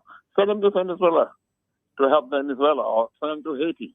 This guy is a wicked man. No kind of man who will love his country, love his people, would bring in foreign people to use tear gas and shoot at his own people. All he's doing is pulling up his pocket of money. His wife comes to America, have a babies, and come on, what? You're a prime minister, and your wife coming to a foreign country to have a babies? Come on, these guys are not any kind of truly that. And Dominica is representing China and Russia, but America is watching them. And those so-called voters who are running down there to vote, I hope that when they go to Dominica to vote, that ICE catches them and jail them and send them back. Thank you. Yeah, thank you very much for that. All right, Simeon, maybe you can try to just wind up what you were saying. Yeah, I think basically I covered for the time being. I covered what we need to do. But I mean, Mr. Gregoire, in simple terms, from the little economics that I've studied, they tell you that the economic prosperity supported on three pillars, right? Land, labor, and capital. And so the question we have to ask is, how has the government of Dominica harnessed those three pillars for the advancement of Dominica? Because one, I will maintain the land in Dominica, as I think Andy alluded to, is one of the best in the region. And there are people who tell you that. And if you remember one time, you could drive around Dominica and you could see almost every square foot of land in Dominica under some sort of productive, either agricultural or manufacturing use. Labor, again, that was referred to. We have some of the best and most industrious and talented and skilled people in the region. And of course, the capital is where we are concerned, because a lot of our revenues, a lot of our income has been misplaced, has been misappropriated, have not been used and invested in the well-being of Dominica and Dominicans. Thanks a lot. Thanks a lot, Simeon. Lambi, you want to take a call? Yes, caller, please go ahead. Yes, Lambi, greetings, and Mr. G. and Andy and Dr. Andrew. Mr. G. Yes. I haven't heard my good night. I haven't heard your panelists, none of them talk about corruption. effect of corruption in governance. Any country that is highly corrupt cannot prosper, Mr. G. And Dominica is at the throat. Another problem I have again with the governance of Dominica is that the resources of the country is not controlled by Dominicans. How the hell you could have the resources of the people being given to somebody else from Timbuktu or somewhere in Dubai or wherever Mr. G, the people has to take charge over their resources. That's why the decision the government making cannot be for the people because they are not the ones making those decisions. Incompetent is another one again. And as Andy and Simeon, I heard them talk about it. Incompetent. When you cannot do the job, you cannot do it. Let somebody else do it. But this guy, they're not hell-bent on fooling the pocket and staying in power. And the major problem Dominica has is that the people hasn't got the power to control or to choose who they want to represent them. When Lennox Linton was talking about it, a lot of people were getting blows saying Lennox this way. When a people cannot select the representative, they cannot decide who is going to govern them because Roosevelt Scary that hijack the governance of the country. They're going to give you the power rep. They're going to tell you, and the people have no say, Mr. G, where we're heading to. As Andy said, agriculture was always the backbone and still the backbone of Dominica. They kill agriculture, has been industry. But it depends on the people again. Simeon, you know. They know how they buy the sugar. They know how they pay the light bill. They know how they buy the gas. And people talking about motivation and you need people with a vision, a clear vision that you could buy into, you could understand where they're coming from. You know they are competent, they are trustworthy, they are honest. And you cannot settle for less. That's what I'm going to say, Mr. T. Thank you. Yeah, thank you so much for that. Dr. Andre, we spoke about the government based on political expediency. I don't know what are your thoughts on that. And then, of course, let me just remind our audience, as somebody raised the question of a cannabis industry. I seem to recall that Lennox Linton and the UWP strongly advocated for a cannabis industry not too long ago, cannabis oil industry not too long ago. Dr. Andre, your thoughts on this business about government based on political expedience? Well, it's actually government based on toxic political partisanship. And Simeon, could you mute your mic, Simeon? Oh, but my mic. I don't know why. Sorry about that. Go ahead.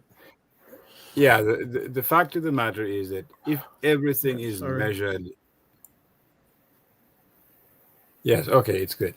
If everything is measured or assessed through a political lens, how will it benefit my party?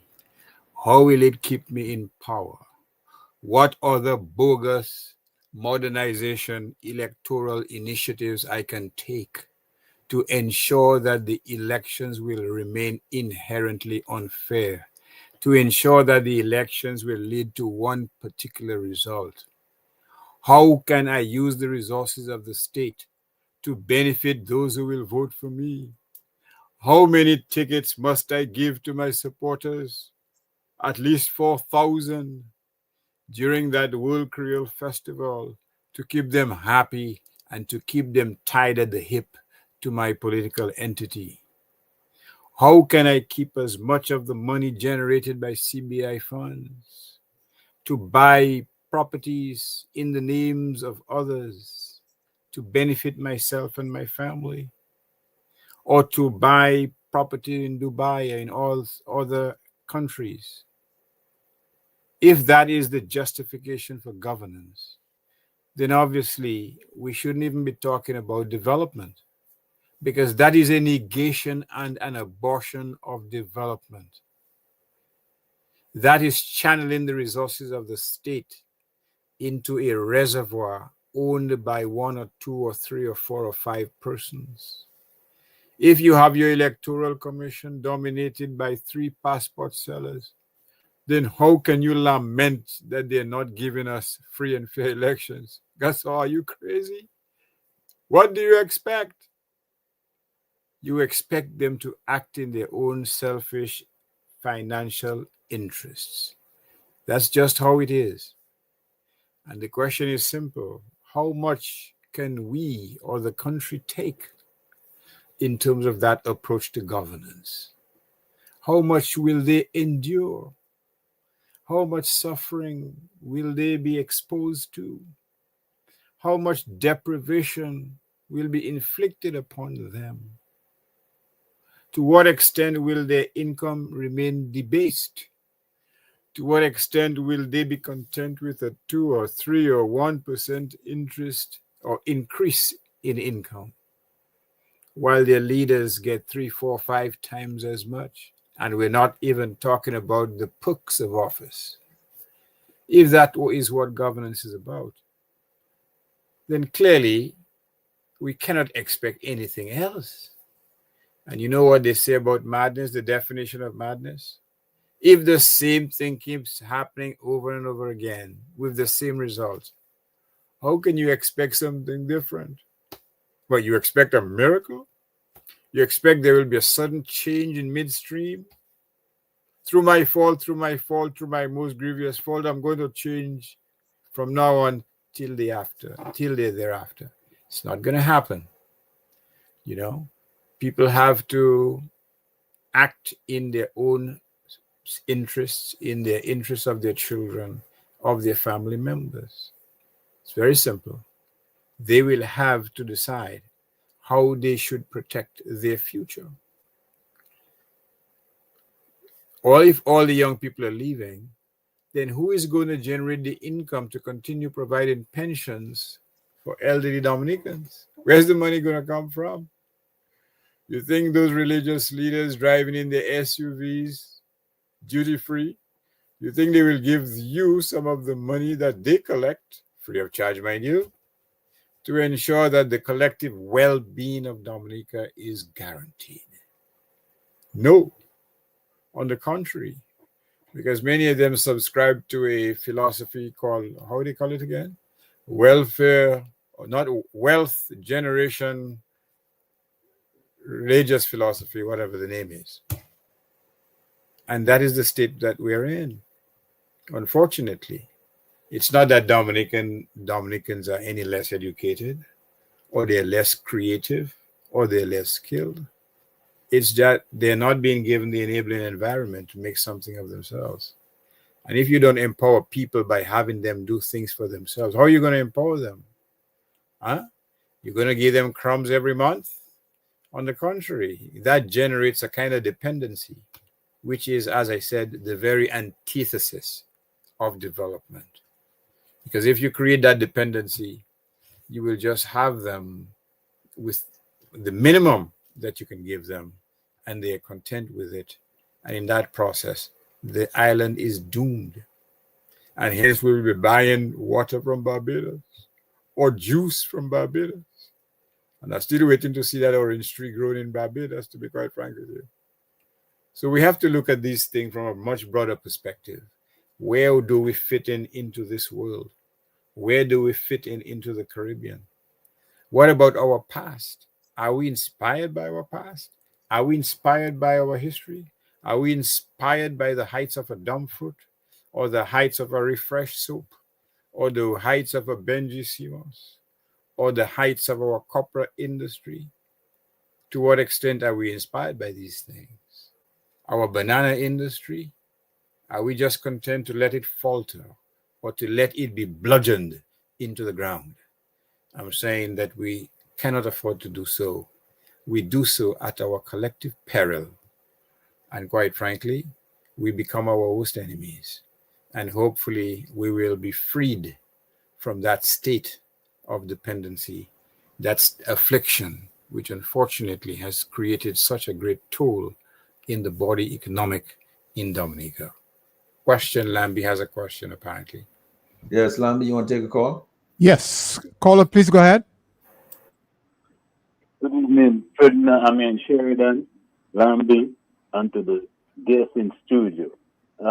Sheridan, I'm going to say this, and I hope our people take it for what it really is. Sheridan, I remember the first time I called your radio. And since then, I've heard people speak of what's ailing Dominica, right?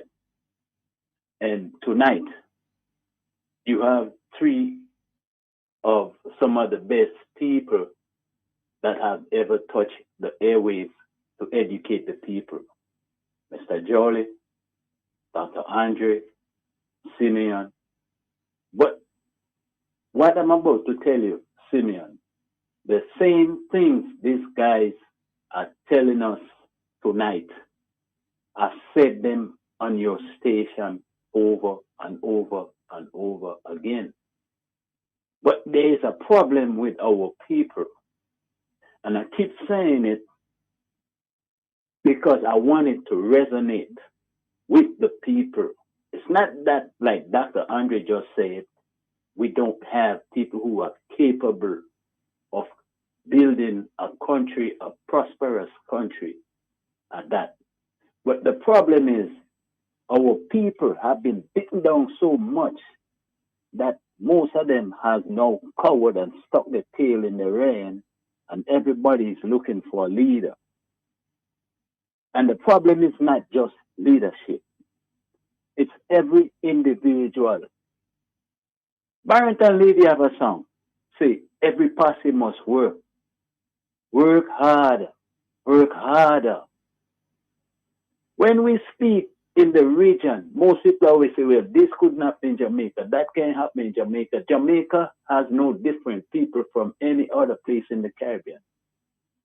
Barbados has no other people different than in the Caribbean. We are all former African captives who has made a life in the Caribbean. But some of us have taken to the point where we rather lay down and let somebody bulldoze over us and do what they want with us. All the complaints that comes in on the radio, they are valid. But at the same time, you must look at yourself individually and point a finger at you. Why do I keep doing the same thing? Dr. Andre, I'm coming back to you. The definition of insanity. You see? So, Sheridan, we could have this conversation for another 5-10 years. And if our people are not willing to stand up behind the so-called people they put in leadership, because every one of us have leadership qualities within us, right? And if we only sit there waiting for a man to lead, then you will never get up because you don't feel that you are qualified to stand up and fight for your right. Because if you don't feel like you can stand up and fight for your right, another man can never stand up for you. And these are the problems that we have. And they just made a point a while ago. Had this non-competent, incompetent government take Mr. Linton's ideas of cannabis, we would have made more money in cannabis than we make in passport, because nobody would have been getting a cut before the people of Dominica get their cut. Like the YouTube video, Al Jazeera video, the 90-10 equation. Dominica getting 10% and everybody getting the 90. We cannot keep going like that. The corruption, the incapability of a government to deliver. Even just this week, I sent a note to Matt about the same issue of tourism, because tourism is more of a hindrance for us moving forward as it is to grow. While you hear all these cheap senators, oh, tourism, we have 50, you're not doing anything. Because we have nothing to show for it at the end of the day. Like Andy said, and he said it just like I told Matt on my post that wasn't here. It is not a growth product. It is an add-on to something else, but we must build institutions. We must have industries. We must provide that you build a legacy. Like he said, the young people stand on our shoulders. We are now standing on the shoulders of people who came before us. And some of us just sat there and take it and eat it up and did not make space or share it to have it later for the young people coming. You cannot build a nation like that. There will be no social security for some who come after. And a young man who was born 5, 10, 12, 15 years ago is now 35, 40 years. You don't pass the twilight of your years. Getting ready, you're going over the hump. Getting ready to settle down. You don't have a house. You don't hardly could build a car, hardly buy a car. You hardly have a decent savings. You get sick, you got to be run out of the country if you're a political crony to get a chopper take you somewhere, Martinique, Guadeloupe, or wherever. But this is not a country, my friend. So I just call to say that we, the people, must start to see the country differently. We, the people, must stand up and fight, because leaders are not the only ones who are going to fight for your right. You, as an individual, must stand up and have some leadership qualities within you to aid and push to get things done. And lastly, let me say, we are all in foreign, enjoying the benefit of the African people who fought here. Malcolm X, Luther King, Rosa Parks. These people didn't just sit and wait for leaders. No. They lead, people follow, and people around them lead. So you had many aspects of leadership, people doing work that would push the movement forward, that give the movement, propel the movement. And this is why we can come here to enjoy the benefit on the backs of our brothers and sisters who died, who got dogged, who got hosed, killed, fighting for liberation. And that's what I'm going to leave you with tonight, because this kind of discussion that we have on a daily basis, people hear it, they go to sleep, they wake up and they don't see it, because some of us don't understand the depth of where the country is going. And when you wake up one day and another man come from elsewhere, kick your bread out your mouth and kick you around because it's happening already and treat you like a dog, then you understand, is this what they were talking about? Here to understand where we're going. Kubuli, they have a Kubuli in St. Lucia. It's not even St. Lucia. The YT Kubuli belongs to Dominica.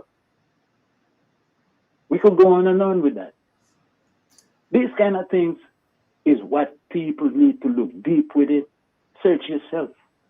Look and see where the place is going. Look and see where the government has faltered. They should have not been there for one term, because after they've been bubbled, they should have been out. Thank you, gentlemen. Good night. Yeah, and thanks a lot, and have a good night yourself.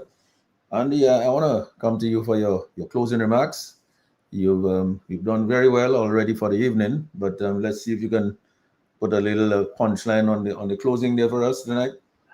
Well, I'll definitely do my best to put a spin on it. And I kind of want to leave on a note because, like I said, I believe that if we have educated leaders, I think we can definitely grow. And as I said, Dominica could be the greatest turnaround story if we had people who were interested in turning it around.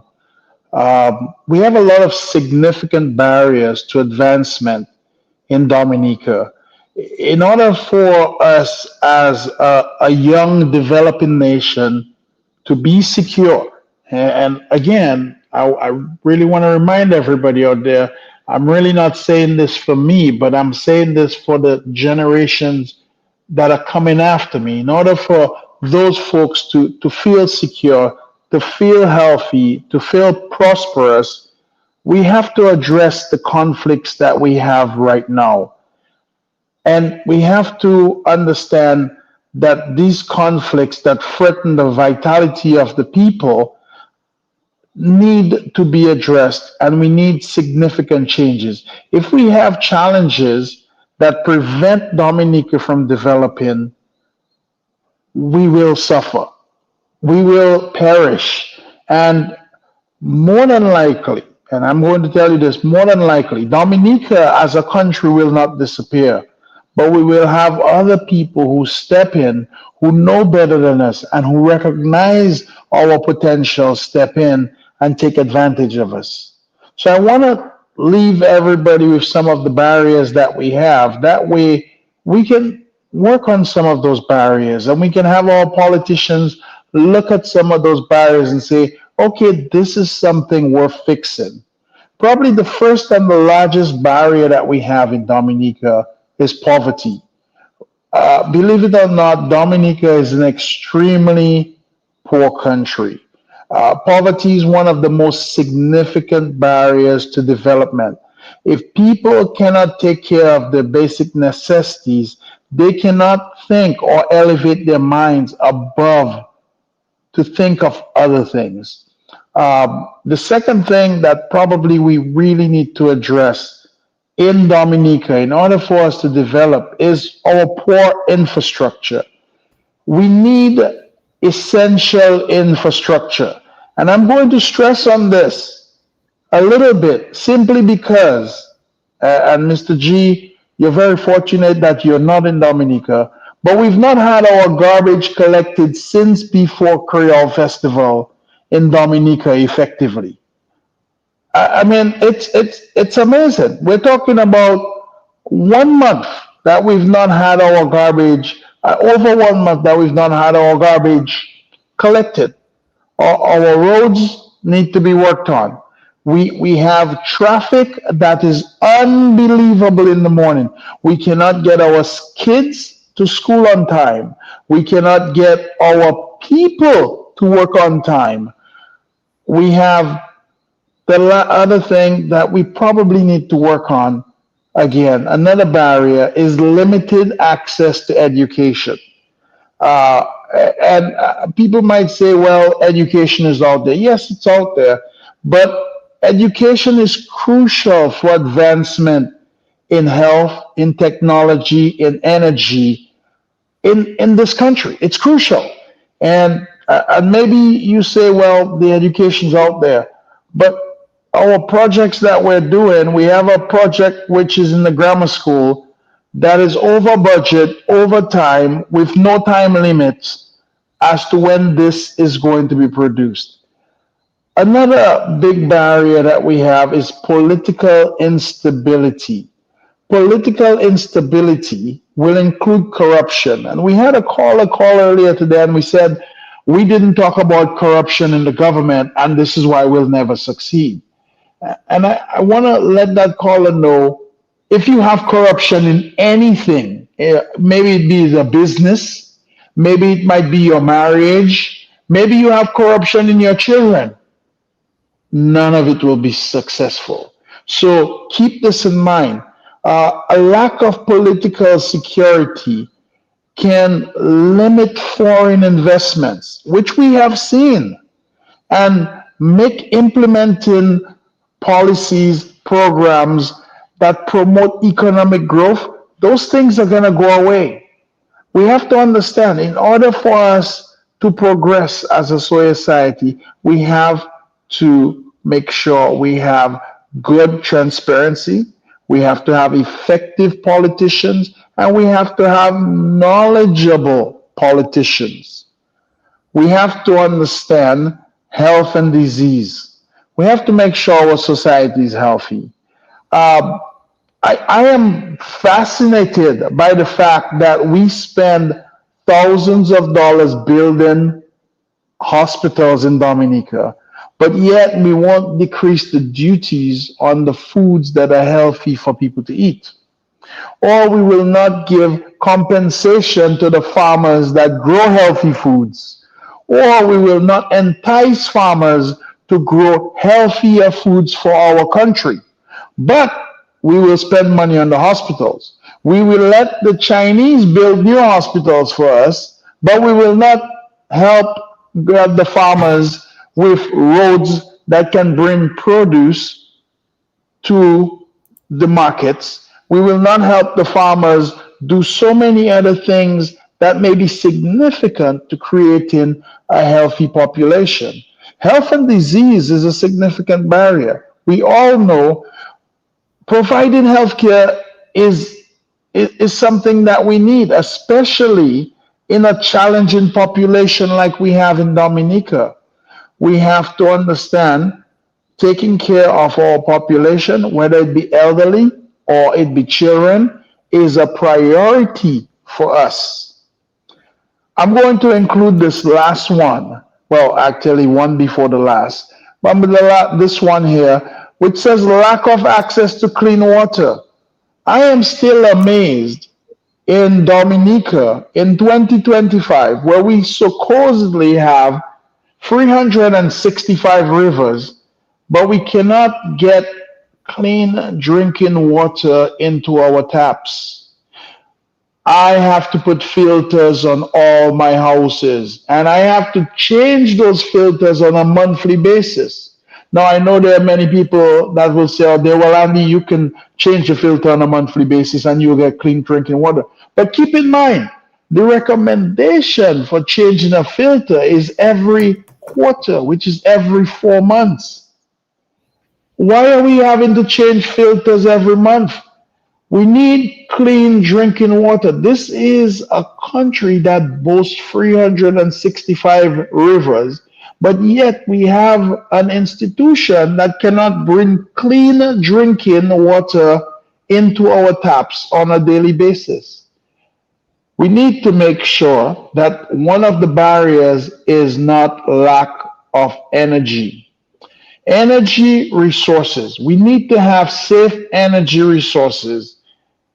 If we limit those in our country, and a lot of people say, well, what is energy? We need to have affordable gasoline. We need to have affordable cooking gas. We need to have affordable electricity. We need to make sure that these infrastructures are put in place. Lack of reliable infrastructure that supports the widespread use of electricity will limit economic growth. Remember, I heard this for myself.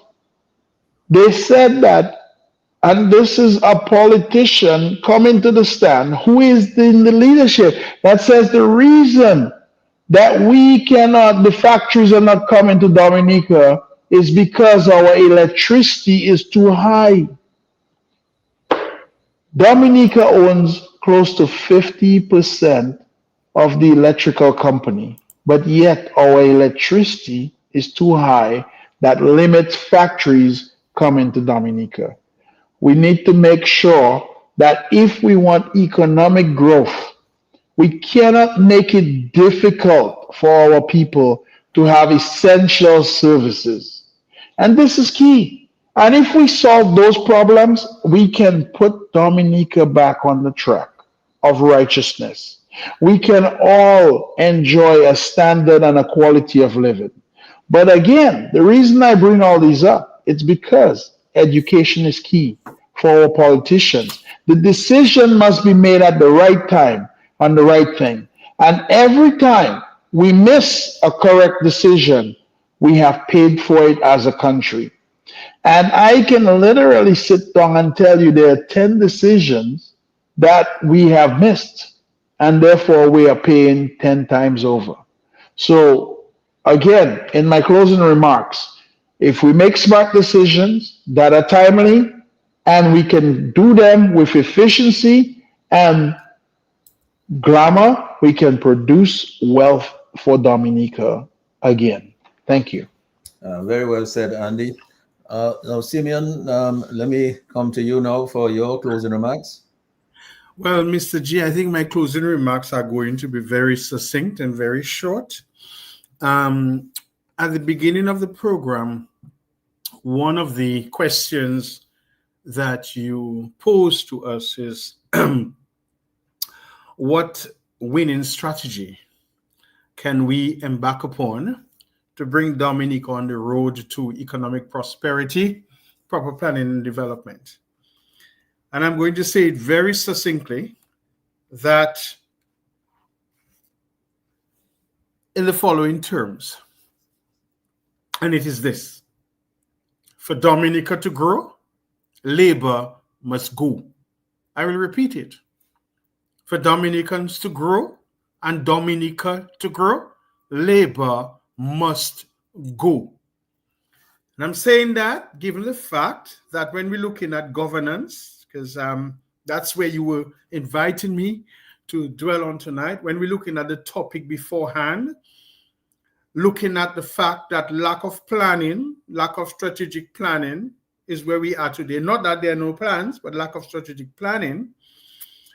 When we survey the various ministries that we are paying this government for, and they are, we have a Ministry of Agriculture, Fisheries, and Blue and Green Economy. We have a Ministry of Culture, Youth, Sports, and Community Development. We have a Ministry of Education, Human Resource Planning, Vocational Training, and National Excellence. We have a Ministry of Environment, Rural Modernization, Kalinago Upliftment, and Constituency Empowerment. We have a Ministry of Finance, Economic Development, Climate Resilience, and Social Security. We have a Ministry of Trade, Foreign Affairs, International Business, and Energy.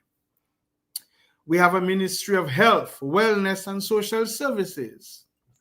We have a Ministry of Housing and Urban Development. And on top of that, we have a Ministry of Investment and Governance. Okay? We have a Ministry of Labor, Social Services Reform, Social Partnership, Entrepreneurship, and Small Business Development. Whoever that person is, I don't know. We have a Ministry of National Security and Legal Affairs. We have a Ministry of Public Works, Public Utilities, and Digital Economy. We have a Ministry of Tourism, and we have the Prime Minister. The question we have to ask tonight is, what are the deliverables from these ministries? How has Dominica benefited from all these portfolios? What are these people doing? Who are they? How viable and productive is their existence in these ministries? And the answer is a resounding nothing. No output, nothing to show, nothing that the people of Dominica can cry about, nothing that the people of Dominica can be grateful for, nothing in any of those portfolios I mentioned. Any Dominican can say that their life is better off because of. Which of these ministries can any Dominican say that today in 2025 they are better off?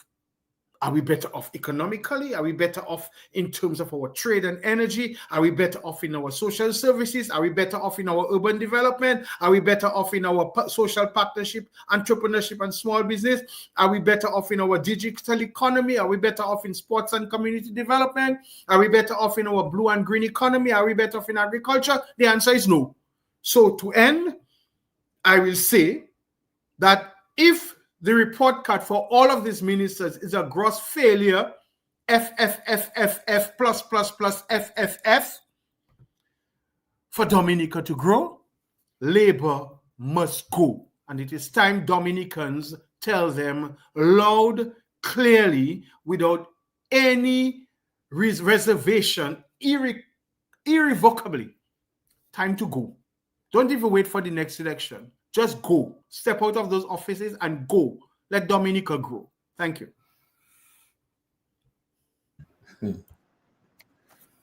Yes, thanks a lot for these powerful closing remarks, Simeon. Now, Irving Andre, by the amount of ministries Simeon called there, I didn't even know we had all that there.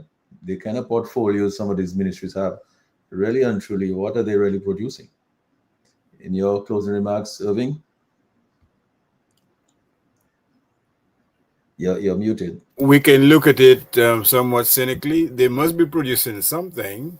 It might be all this hot air that was invaded Dominica during the summer, which increased the humidity to such a high level, quite frankly. What Simeon is saying is absolutely correct. For such a small economy, we have so many ministers. The question is why?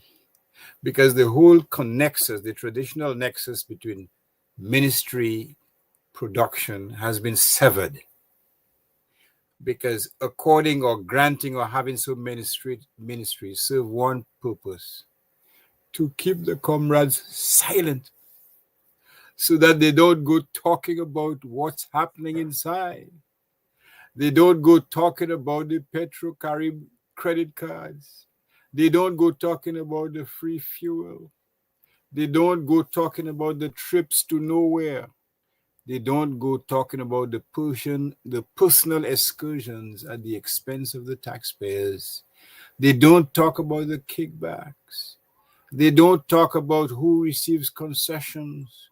They don't talk about who is spending passport money left, right, and center. That is the primary justification for having so many people holding public office. At whose expense? You think it's at my expense? No. They don't have people boasting about their state of existence, about their extravagance. And they have a few religious leaders, unfortunately, supporting them. Leaders who demand $50,000 from a flock on the occasion of the 50th birthday. There's no shame. There's no sense of contrition. And this is why, for our sake, for the existence of those on the ground, you cannot have this state of affairs to continue. The cow will stop making milk. The well will run dry. And what then? What hope will the folks have on the ground? Where will they turn to for assistance in the hour of need? They have to assist themselves. Because the last book I read said, the Father only helps those who help themselves. Dominica does not have an endless resource to be exploited, to be taken advantage of, to the detriment of most of the people. And so this is what Dominicans should do to empower themselves, to assist themselves in their hour of need. And this is what leadership is all about. People's leadership. People taking possession of their own resources, taking possession of their destinies, defining their own future, telling themselves that they have the power to help themselves, to make the country better. Otherwise, it will be lost forever. Otherwise, the conquered river, will be no more. Otherwise, the purity of those streams will be no more. Otherwise, they will become diseased, carrying diseases such as cholera, because of what is being deposited within it. And it's not just the Concord River, it's all the rivers as well. Very soon, not even your grafted mango in your backyard will be protected. Very soon, you'll have to apologize if you don't let Tom, Dick, and Harry just come and take whatever fruit is on the tree, because you would have lost sovereignty over your own country. Hopefully, in my lifetime, I will not rue the day when something like that will happen. Thank you, and good night to your listeners, and thank you for inviting me, Mr. G, and I thank Simeon and Anderson Jolly for their wonderful contributions this evening. Thank you. Yeah, well, thank you, Irvin, and let me my real thanks to Andy and to Simeon for already making some dynamic contributions to the conversation tonight. And thank you also to Lambie and Sherwin, and to all of these folks who stayed with us on Facebook and on YouTube and on the radio and on the internet. Thank you so much for joining us and staying with us tonight. Until next Tuesday on a different topic, let me just say a very pleasant good night to everybody. Good night, gentlemen. Good night. Good night, listeners. Lambie, Sherwin. Take care, everybody.